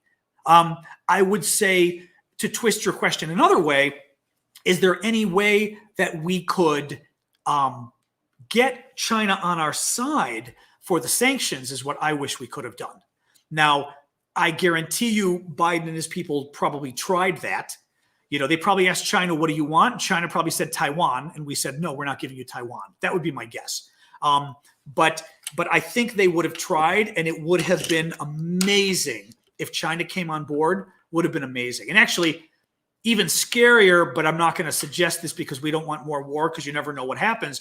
But, you know, imagine China looking at Putin right now and saying, the Russian military, they ain't all that, right? Any of Russia's enemies looking and going, you're a paper tiger. Your military's, you know, you can't even beat Ukraine. And you're having to ask China and everybody for more help. Well, rather than China giving you more help, what if China just invaded and took more land? You know, Russian Far East has a lot of minerals. What if they just invaded for the minerals? I mean, that I would say would be interesting, but it's also very dangerous. You know, if you really think Putin might use nuclear weapons, you don't want a two-front war where he really thinks he's losing everything. But again, you know, I think trying to kill him is probably one step too far, because you risk just everything blowing up. Well, that's exactly it. Adam McKnight's, I mean, as Adam says right here, you can't kill a head of state without galvanizing the populace of the country. Country itself has to do that. I agree. Actually, the other issue with the country having to do it, Adam, I agree, is, you know, Russia needs its own evolution, right? Russia needs its own evolution. The Russian people have got to step up and recognize this isn't working. They need to overthrow their government and have a real democracy and cut it out with the autocracy. The problem is, you know, I used to be up on my Russian history, but I follow people who are.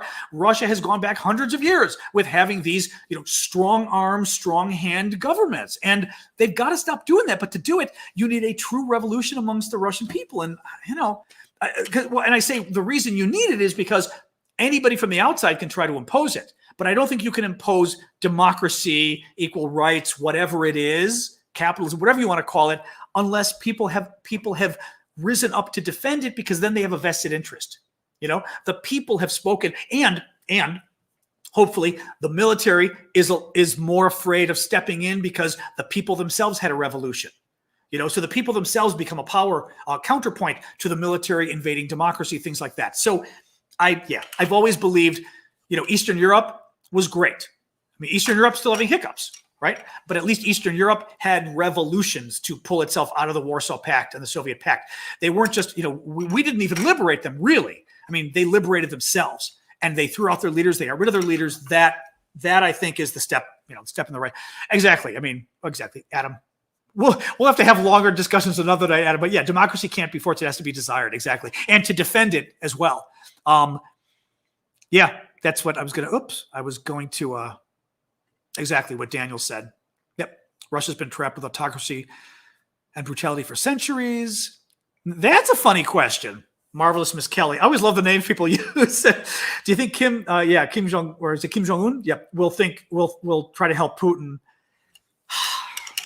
The thing is, what can North Korea give Putin? Because North Korea doesn't have anything except nuclear weapons. They don't even have food. So I'm not sure what he could give. He could. Okay. Having said that, I shouldn't say that. They got military, right? So could he try to bring soldiers over? I guess. You know, yeah. That's kind of funny and scary, because you're right. It's the kind of thing you could see North Korea doing just to be a jerk and to scare the rest of us. That's That's interesting. Yeah, I don't know. And if I were Putin, I guess it depends on what the relationship is. I know China and North Korea are close, or as close as you can get. I don't know what the Russian relationship is there, and whether China would want them to do that is a whole other question. What the dynamics are there, because I think China would definitely have a say in what North Korea would do. Let's, like I said, we'll do one or two more questions because it's 7:30, and then we'll chat because we definitely been doing this for an hour 20. I've never gone this long in terms of the substance, guys. So love it, but I'm tired. Yeah, exactly. Don't give the enemy any ideas. I hear you on that. I don't think so. Trevor asks, do you think Zelensky, the president of Ukraine, should go to safety? He's proved to be a true leader. We need him to help rebuild Ukraine. The thing is, and I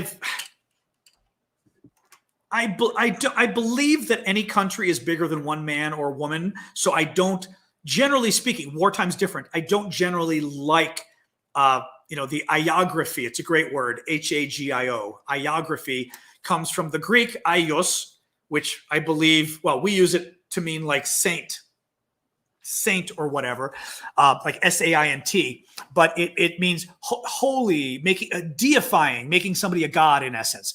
And sort of iography is treating somebody like a god. I can't be live. I've got to be live here. Oh, sorry, Shauna, really quick. TikTok banned me from being live for life because they claimed that these discussions are hate speech against Russia. So I've asked folks to try to weigh in with TikTok to help me, and maybe we'll post the email addresses again and the links that you can contact them and let them know if you think my lives are hate speech or whether you'd appreciate them coming back. So safety, Zelensky, the U.S. offered initially to help him get out, and his response to get him out of Ukraine. And his response was, I don't need a ride. I need weapons, or something to the effect of weapons. But he said, I don't need a ride, which is such an American expression. You're like, do you need a ride? Like, do you need me to give you a ride to go somewhere? I'll pick you up with my car. And I think it's the wrong thing to do to leave the country. It's like the captain going down with the ship. He's got to stay there. The question eventually becomes, at what point does a leader decide, I've got to move my government to safety?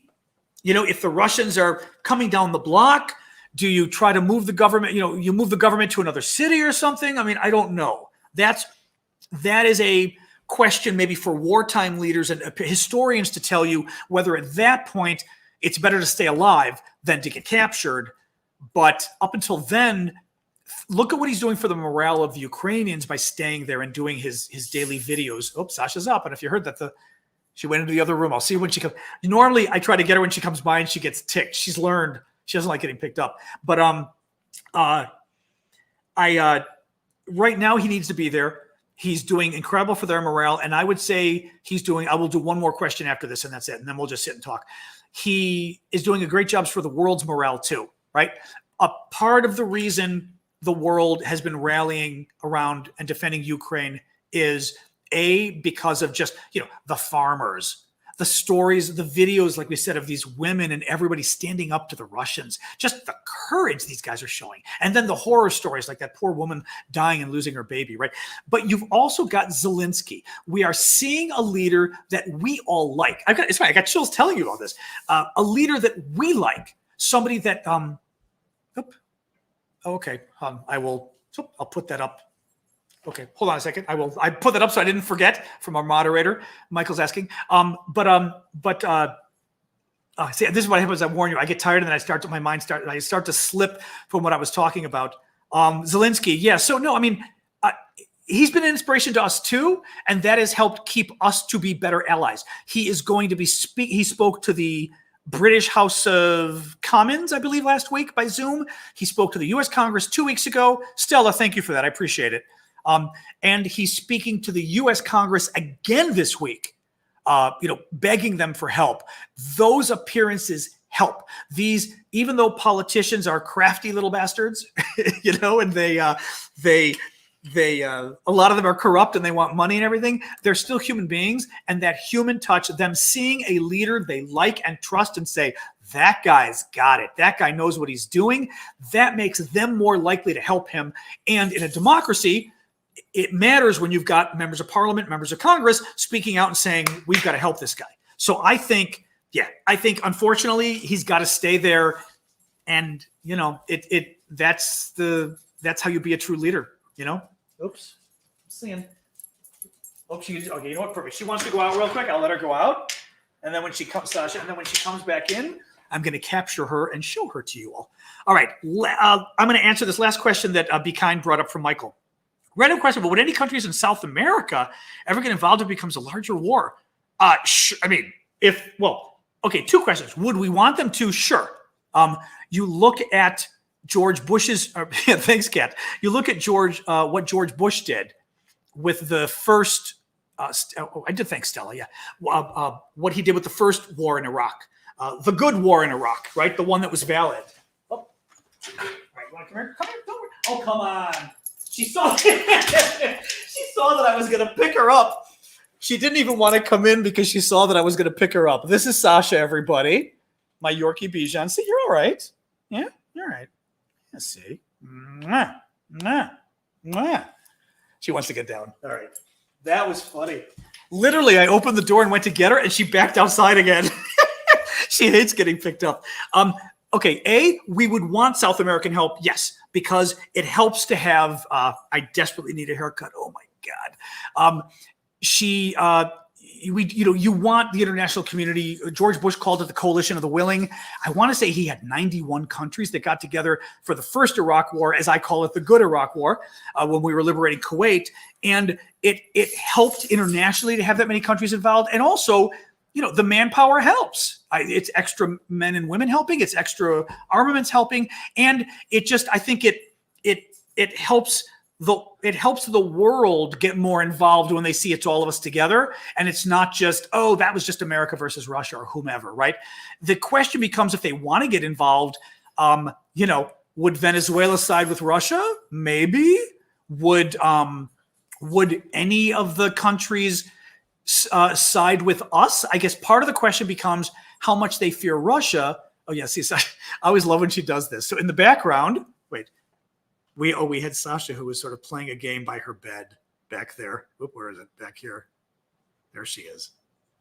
Sometimes she kind of rolls around by the bed. If she starts again, I'll let you see, but it's very funny. She photobombs. I'll just sit here. She photobombs my talks. But, would they want to? I think rather than Russia's military power, because I don't think they're worried about Russia coming in and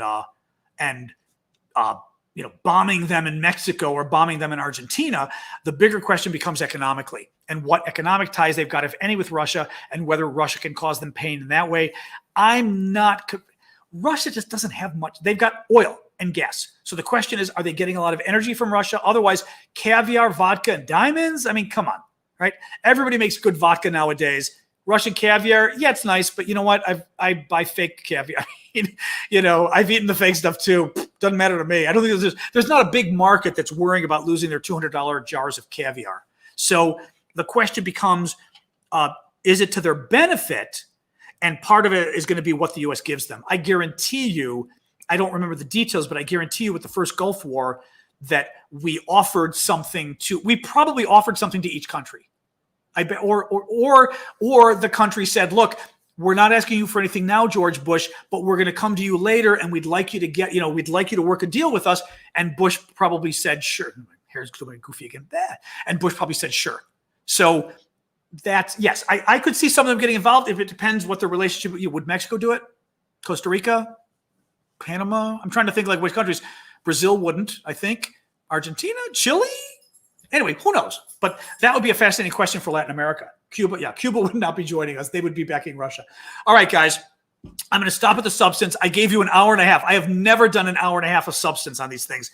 Usually we do an hour just because I don't want to burn out on these bad news every day. But, and hey, Instagram people, still up there. I will sit and just shoot the breeze with you. Let me say I'll do it. Well, we'll do it 15, 20 minutes. I promise you, but I'm leaving at 8 o'clock just because 8 o'clock my time will have been here 2 hours. And tomorrow, let's do the same time. I keep going back and forth 6 o'clock, 7 o'clock, because for the Europeans, it's a little better earlier. And the other foreigners, for people in California, it's a little better later. So let's do 6 o'clock again tomorrow, 6 p.m. Eastern time, US, excuse me. That would be, 2200 UTC, because the time changed in the States this weekend. We set our clocks ahead. So make sure to make sure to check your clocks wherever you are. Don't just assume it's the same time difference with the U.S. I mean, that it always is. That changed this weekend. Otherwise, as we said, if you can contact TikTok, I mean, I'll hang out anyway and talk now. Just let's keep it out of politics and talk life or something else, something easy to talk about for 20 minutes. It's 12:40 in the morning from Munmia. Where are you, Munmia? Anyway, if I may ask, what country are you in? But it's 12:30 at night there for some of you guys. So, yep.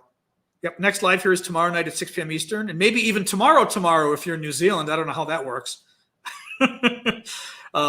I know the time change. Danielle says we need to get rid of the time change. I am so sick of us changing the clock. Of just all the time. Oh, Denmark. Okay, yeah. Well, thank you. Oh God, thank you from Denmark. Yeah, you are far away. Now that's funny actually. I mean, I will still put up your question. I mean, your comments.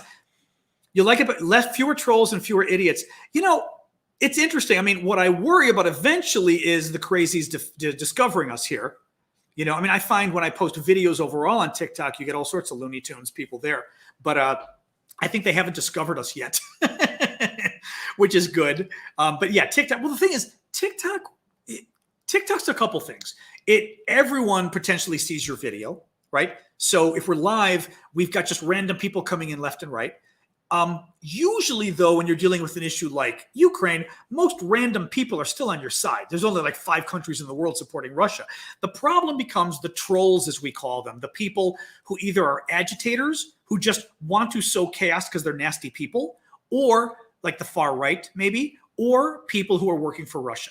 And the pro-Russian people descended on certainly came early, but they got really bad about 4 or 5 days before TikTok banned me from doing these updates for you. They got really bad.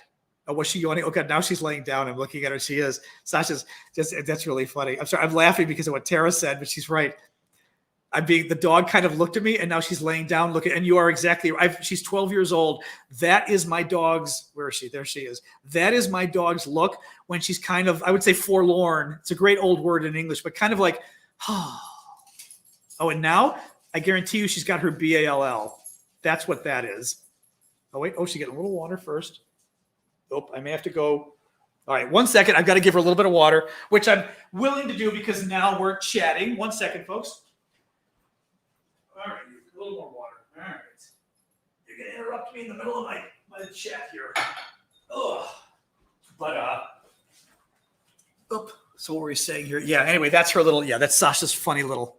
Funnily, but we've had but the Russians were nasty. They came in, the Russian trolls, and about 4 or 5 days before TikTok banned me, they came in and were crazy. And what do you know? 4 or 5 days later, enough of them complained to TikTok that either TikTok believed them or TikTok is set up where it just automatically bans you if enough people complain.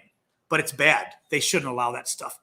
And Tara, you are probably correct because usually this is when she gets up and she grabs the ball and then you will see her come behind here and just sit here and look at me with the ball in her mouth. But Be Kind has been our fabulous moderator here, staying on top of things. But yeah, oh my God, what Be Kind used to have to go through on TikTok, dear Lord, with the trolls. Oh my God. Literally I'd be talking and like every 5 seconds I'd see so-and-so is muted for 5 minutes. I mean, it was crazy, absolutely crazy over there. I still want to get back on because it matters. We had a lot of followers there too, but nonetheless, it was, crazy people there.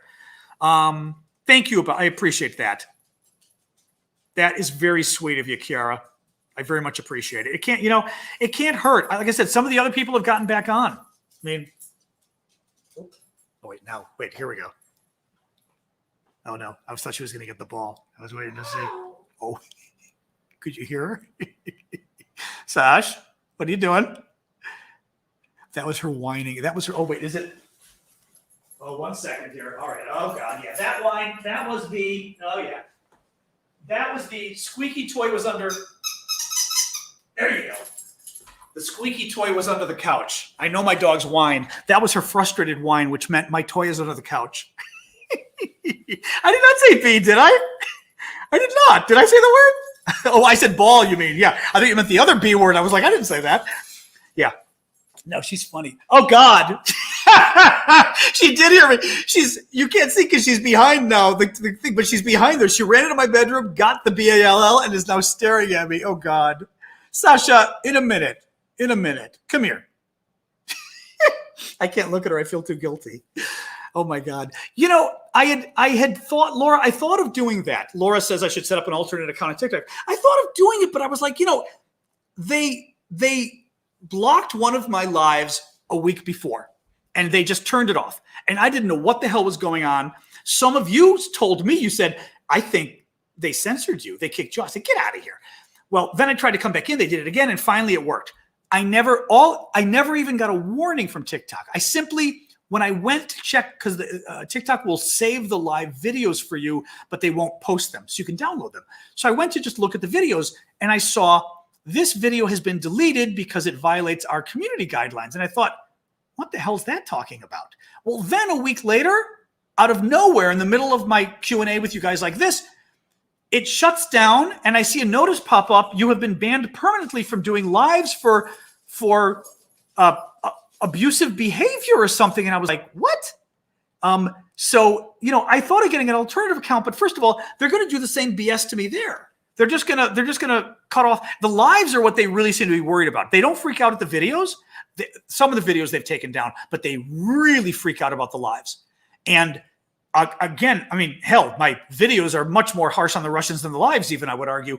But I'm just afraid if I set up a new account, two things happen. One, they shut down my lives again.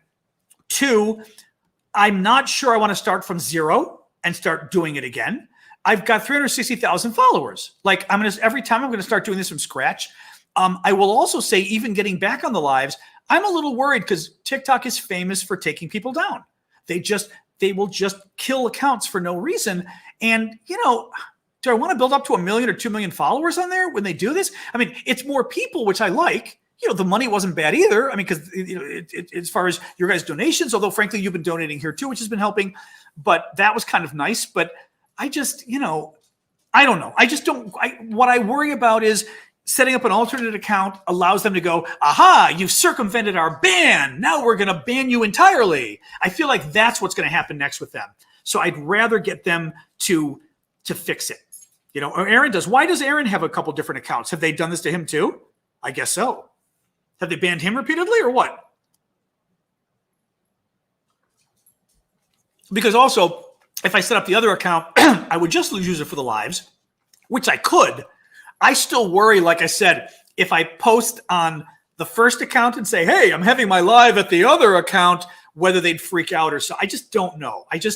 I'd rather not lose my ability to post the videos all day long, which I do because those still reach a lot of people. But the whole thing just has me really pissed off. It's been so obnoxious. And yeah, see, she's having fun in the background now. It's just really obnoxious. But they do this to everybody. It's really, well, you know, I'm going to ask some people. I mean, I'm going to ask some friends who do it. I mean, I don't mind having a backup, but I'm just kind of like, I just feel like, what's the point? So they can block me? I mean, once a week, they've been blocking these talks. You know, they're blocking a political scientist and doctors. Yeah. No, I know they've been renegade science teacher's account. They've been crazy with. They've been holding up they took down one of his videos. And I remember him putting up the video. He told us what the video was about. And there was a specific word or something they didn't like. Heckler saying he's a plan from the White House plaguing his page. Oh, I'm sure that, yeah, of course. Of course. Well, and Parnas's problem too is that he's Ukrainian, right? His dad's Ukrainian. His dad's a rather famous Ukrainian. If you Google his dad, Lev Parnas, rather famous. I thought that's who he was, and I Googled it. I went, whoa. So there, Sasha, no. Oh God, yeah, she's in my kitchen with her ball looking at me. Russia demanded today to YouTube to reinstate their government YouTube, or they will block YouTube. Now wait, what YouTube? I'm getting them all mixed up now. What was it? YouTube? One of them blocked all the official government media sites. I remember. I don't remember if it was Facebook or YouTube. Now we talked about it a few days ago. But was the Russian government blocked completely from YouTube? Oh, that's interesting, Jen. Thanks. Well, I mean, I'll consider it, Jen. I'll consider it. But then again, what are you doing on your account? I mean, I've got, you know, lots of Russians pissed at me. Not pissed at me. The Russian government trying to take me down. His business, I don't All I know is the dad was Lev Parnas, but he was involved with Ukraine and during the Trump era. There's lots of stuff there. Let's not go there. Yeah, well, no, you know what I could do too? The thing is, what I could do with the other TikTok, I just don't want them taking everything down. No offense to you Instagram people, but there aren't that many people. I mean, literally, and I'm sure there's still a couple of you there, but Instagram, I'm looking at them now on Instagram. Hello, using my phone up there. Instagram, at most, we're getting like 50 people coming, 50, 60 at a time. These guys were getting 260. I think we had 700 the first day. Now we're averaging 260, 270. Hopefully it grows over time. TikTok, at any one moment on TikTok, my lives were getting 5,000 people. Way more people checking in, which was nice to see. I will consider it, because what I might do is go back to using this. You can't even see it, but I'm using this software I'm paying for. It's $50 a month, but it's totally worth it. That I can, my cinnamon rolls, don't even go there. Don't even go there. But I'm using this software that's letting me beam. Instagram is not included yet, but it's letting me beam to my regular Facebook page, my LGBT Facebook page, my personal page, my America Blog Facebook page, YouTube, Twitch. I'm just doing for fun to try. I don't have followers on Twitch, but I thought let's try it. And 2 of my Twitter accounts, my personal Erevosis Twitter account and my America Blog Twitter account. It's letting me beam to all of those simultaneously, and everything but, I don't know if Twitch it's including, but certainly Facebook and YouTube, I get to see all of your comments in the same place, which is nice.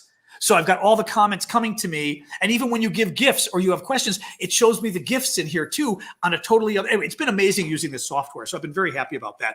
But maybe I'll set it up. Well, here's my other concern with the other accounts.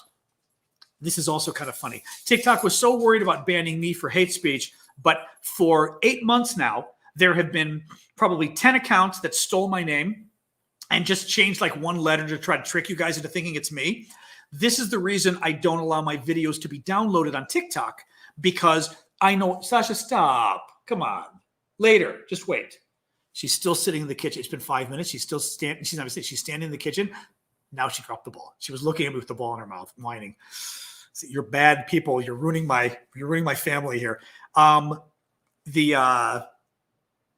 See what I told you, when I get tired, this is what happens. As soon as I change topics, the previous topic goes out the window. I don't know what the hell I was talking about. Sorry, guys. I don't know what I was talking about. I was just talking about the different platforms and stuff. It's very cool. But yeah, I'm sorry. So if I do a second account, I would consider doing it, and no offense to Instagram folks, but using my phone, which is the other thing I've got here, and using that for TikTok. So at least, at least we could keep doing these. But my concern is, okay, they're all the fake accounts. I reported those fake accounts to TikTok 7-8 months ago. They have eliminated not one of them. They haven't even checked them. And when I check, sorry, my eyes are getting dry. When I check their service and see, I sort of, you can click and see. I'm going to put in my eye drops. My eyes are getting all dry talking to you guys. Oh. When I check the status says, oh, we haven't gotten to it yet. It's been 8 months. And they haven't yet gotten to, checking these people who've created fake accounts. And they've created the fake account so they can scam you guys. That's why they do it. You will see them on TikTok. You've seen it. I almost fell for it the first time I saw it. They go into people's feeds and they write. See, now I look like I'm crying and my eyes are red from my eye drops. They go into people's feeds and they put these links, these phone numbers. They put these phone numbers for WhatsApp. And they try to get you to call WhatsApp, and I'll give you financial advice and lend you money. Crazy stuff. Quiet. Hey, stop that. But they're trying to cheat people. And anyway, I reported them. They haven't done a damn thing. So that's why I don't allow my videos to be downloaded, because I didn't want these fake accounts to upload my videos. I know people where they've got like 50,000 people on the fake account because all of their videos got moved over. They downloaded them and then uploaded them there. And again, TikTok does nothing about it. I mean, it's rather obvious, right? Like you can see the video, but they won't do anything about it. So my concern, my final point was, my concern also was in setting up an alternate account was my alternate account will also have 0 followers, and whether people are going to get confused which one's the real one, or can you mention the alternate account in the profile of the real account, or is that a little too risky? Or what I could do is I could link to the alternate account in my Beacons link. Actually, I hadn't put it up today, but you can see it. The Beacons link, is the link that I've got in my TikTok profile. And it linked, actually, I'm going to copy it off so you can see what it is one of these days. But basically, yeah, see, she's sitting back there looking at me. My poor little girl. But it's one of those links like Linktree where you could put a bunch of links in there. So this way, even though TikTok gives me just one link, I can link to this and you'll see where my lives are today: Facebook, YouTube, Instagram, how to donate to the Ukrainian army, how to donate to Ukrainian relief, how to donate to my Venmo, my Cash App, how to join my Substack email list, which, by the way, please do. You can go there and see all my social media links, my Substack, all that kind of stuff. I could put the new TikTok account as the top link on that page, potentially. But I just want to be careful. Like I said, go back to the comments here and see what you guys were saying. I just want to be careful how I do it. Because I'd rather not lose all my followers, but it's still, I would stay with YouTube. And I would keep doing all of it, really. I think doing all of this is a nice way to do it anyway. You put the backup account on my post, and on my backup account, I promote my main account in the bio. Actually, you know what? One other thing I'll tell you too is and I'm going to see if I'm going to keep doing it, but I noticed that a number of the top people, including what's his name? Matt DiPaolo. I think it's Matt, who's here in DC as well. He does news as well. A little different. Matt's got the beard, and he kind of talks about the news like this. Very popular. He's got like 3 million followers. Matt really has this down clearly, but he does not put titles on his he doesn't. I don't even know if he does lives. He doesn't put titles on his TikTok videos he puts up. He doesn't put descriptions either. He doesn't do subtitles or the translations, not the translations, but the transcriptions, subtitles. He doesn't. The only thing he will put in the description is one word. So Matt will put, I think he's good. I mean, he's good for what he is. I think Matt is to give you the headlines and to give you a little substance. But I think people like it who want quick news updates, right? I try to give you those. I prefer to do analysis because that's my education. But for the quick ones, anyway, I think he's good. It works. He's got 3 million followers. The guy knows what he's doing. But Matt is not putting titles. He's not putting descriptions. He literally is putting one-word description. He'll say, like, NATO. He's been doing and I looked, he's been doing a lot of Ukraine stuff. And I'm wondering if he's not doing the descriptions and he's not doing, all these things. Either he never did them or he's Marcus DiPaolo. I'm sorry. That's it. Not Matt. Marcus DiPaolo. That's the name. Thank you, Jessica.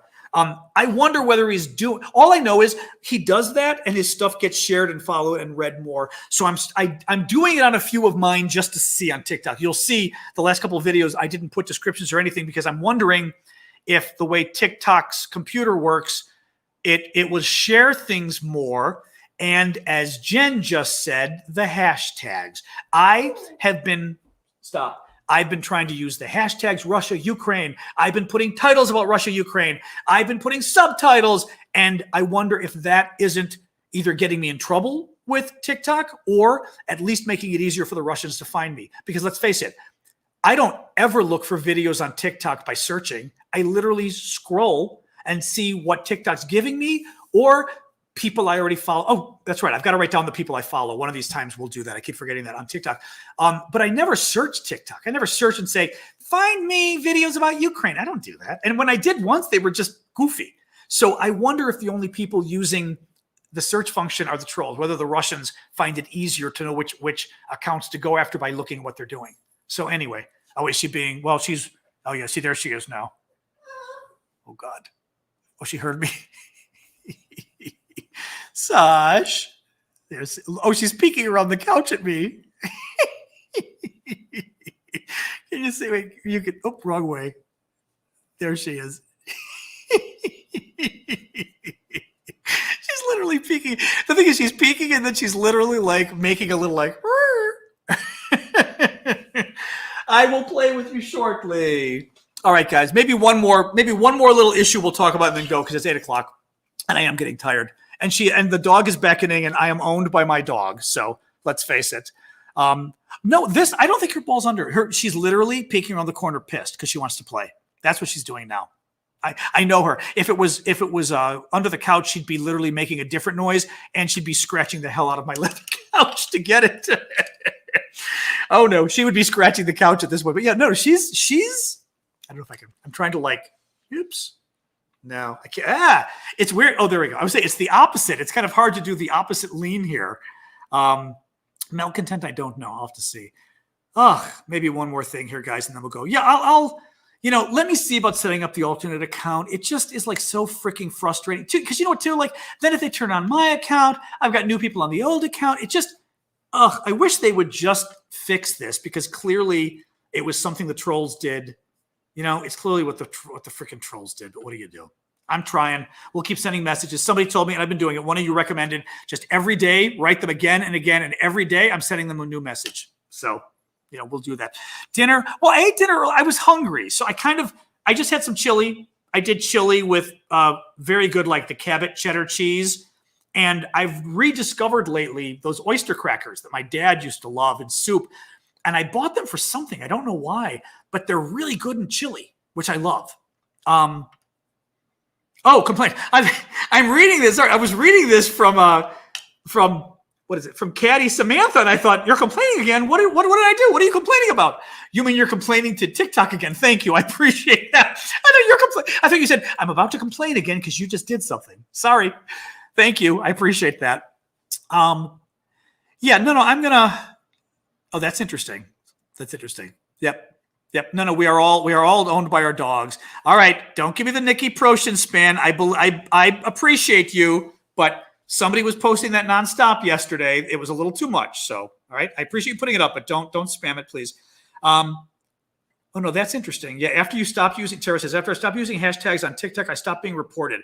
I have hate comments towards Zelensky and Ukraine. A couple of posts that gone viral, but nothing reported. Yeah. I mean, I'm just, I'm going to cut the descriptions. That's what Marcus does. And to some degree, if people are just scrolling anyway, because it's true. I guess here's the one thing I do though. If I go to a creator I like, I will sometimes scroll down to see, now that I think about it, like I always say, I like the Jew crazy guys. They're hysterical. There's these two Orthodox Jews from New York, so irreverent. I don't know how TikTok hasn't gotten rid of them because they're fabulous. But I just scroll through their stuff. I don't look for specific topics. Same thing for, my crypto guys. I've got some cryptocurrency expert guys.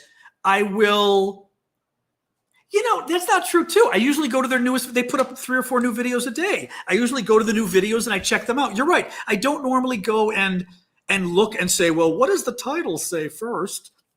And I'll only click if I see a title I like. I don't do that for the people I follow. For random ones, maybe, although a random one, I don't know whether like on your For You page, right? But even on your For You page, doesn't it start the video anyway? Like once you scroll to it? So like if it starts the video, you just got to make sure the first couple sentences, like I often start with Ukraine update, because that way at least anybody who wants to know about Ukraine goes, oh, well, that's a Ukraine update. Okay, I don't mind hearing that, right? And if you don't, then go away. But I try to figure out what can I say right away that might be interesting. So anyway, let me see. But I'm going to, hopefully people don't complain, but I think I'm just going to post them without any of the content. And the subtitles suck anyway. And I keep going back and forth. People wanted them. The subtitles suck. They do them automatically. Not only do they get every Ukrainian town wrong, which is expected, but they keep calling Ukraine Korea. And I don't know why. They call it Korea. And people once freaked out. It's like, oh my God, you just said Korea was bombed. And I thought, oh, Jesus Christ. Okay, that's not a good thing to be saying. Yeah, that would be a very bad error. So I'm not putting them back up. They're terrible. And it's just too hard. In a 2.5-minute video, and sometimes I'll put up 4 or 5 in a row, they're just too hard to edit. It's unfortunate. I thought it was a neat idea, but I don't think it's very useful. So anyway, I already had dinner. The only question is whether I discovered a new recipe that is not at all bad for those mug cakes, those cakes you make in a mug that you put in the microwave. This one, funny enough, actually, let me pull this up.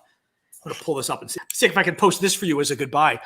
I tried making it the other day and I screwed up because what I did was I forgot to add the oil and it was really good, which surprised me immensely because it shouldn't be really good without the oil, but it was. So let me see if, oh my God, she wants more water. Okay, I'm giving Sasha more water. 1 second, and then I'm going to show you my recipe for the mug cake, which shocked me because it was good. But I just bought some vanilla ice cream too now, so I'm making it and putting vanilla ice cream on top. And I've got to say, It's only problem is I don't want to totally pork out because I already am I'm gaining my COVID weight back. I gained weight during COVID, and then I visit my mom, and she makes me eat well, and then I lost it, and now it's back again. But I can try it as a banner. I think it's going to be too many. Oh no, 200 characters. It's not going to allow that. Oh well, let me see here. Hold on a second, guys.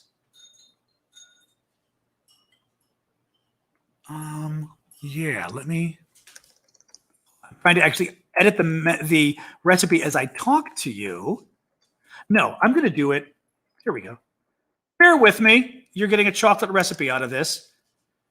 2 tablespoons, yes. 3 tablespoons flowers, cocoa, yeah. Salt, powder.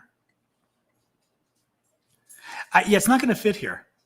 All right, you know what? I'm going to try to put it in the comment to you guys. Let's try that. Let's try the comment. Hang on. Comments. All right.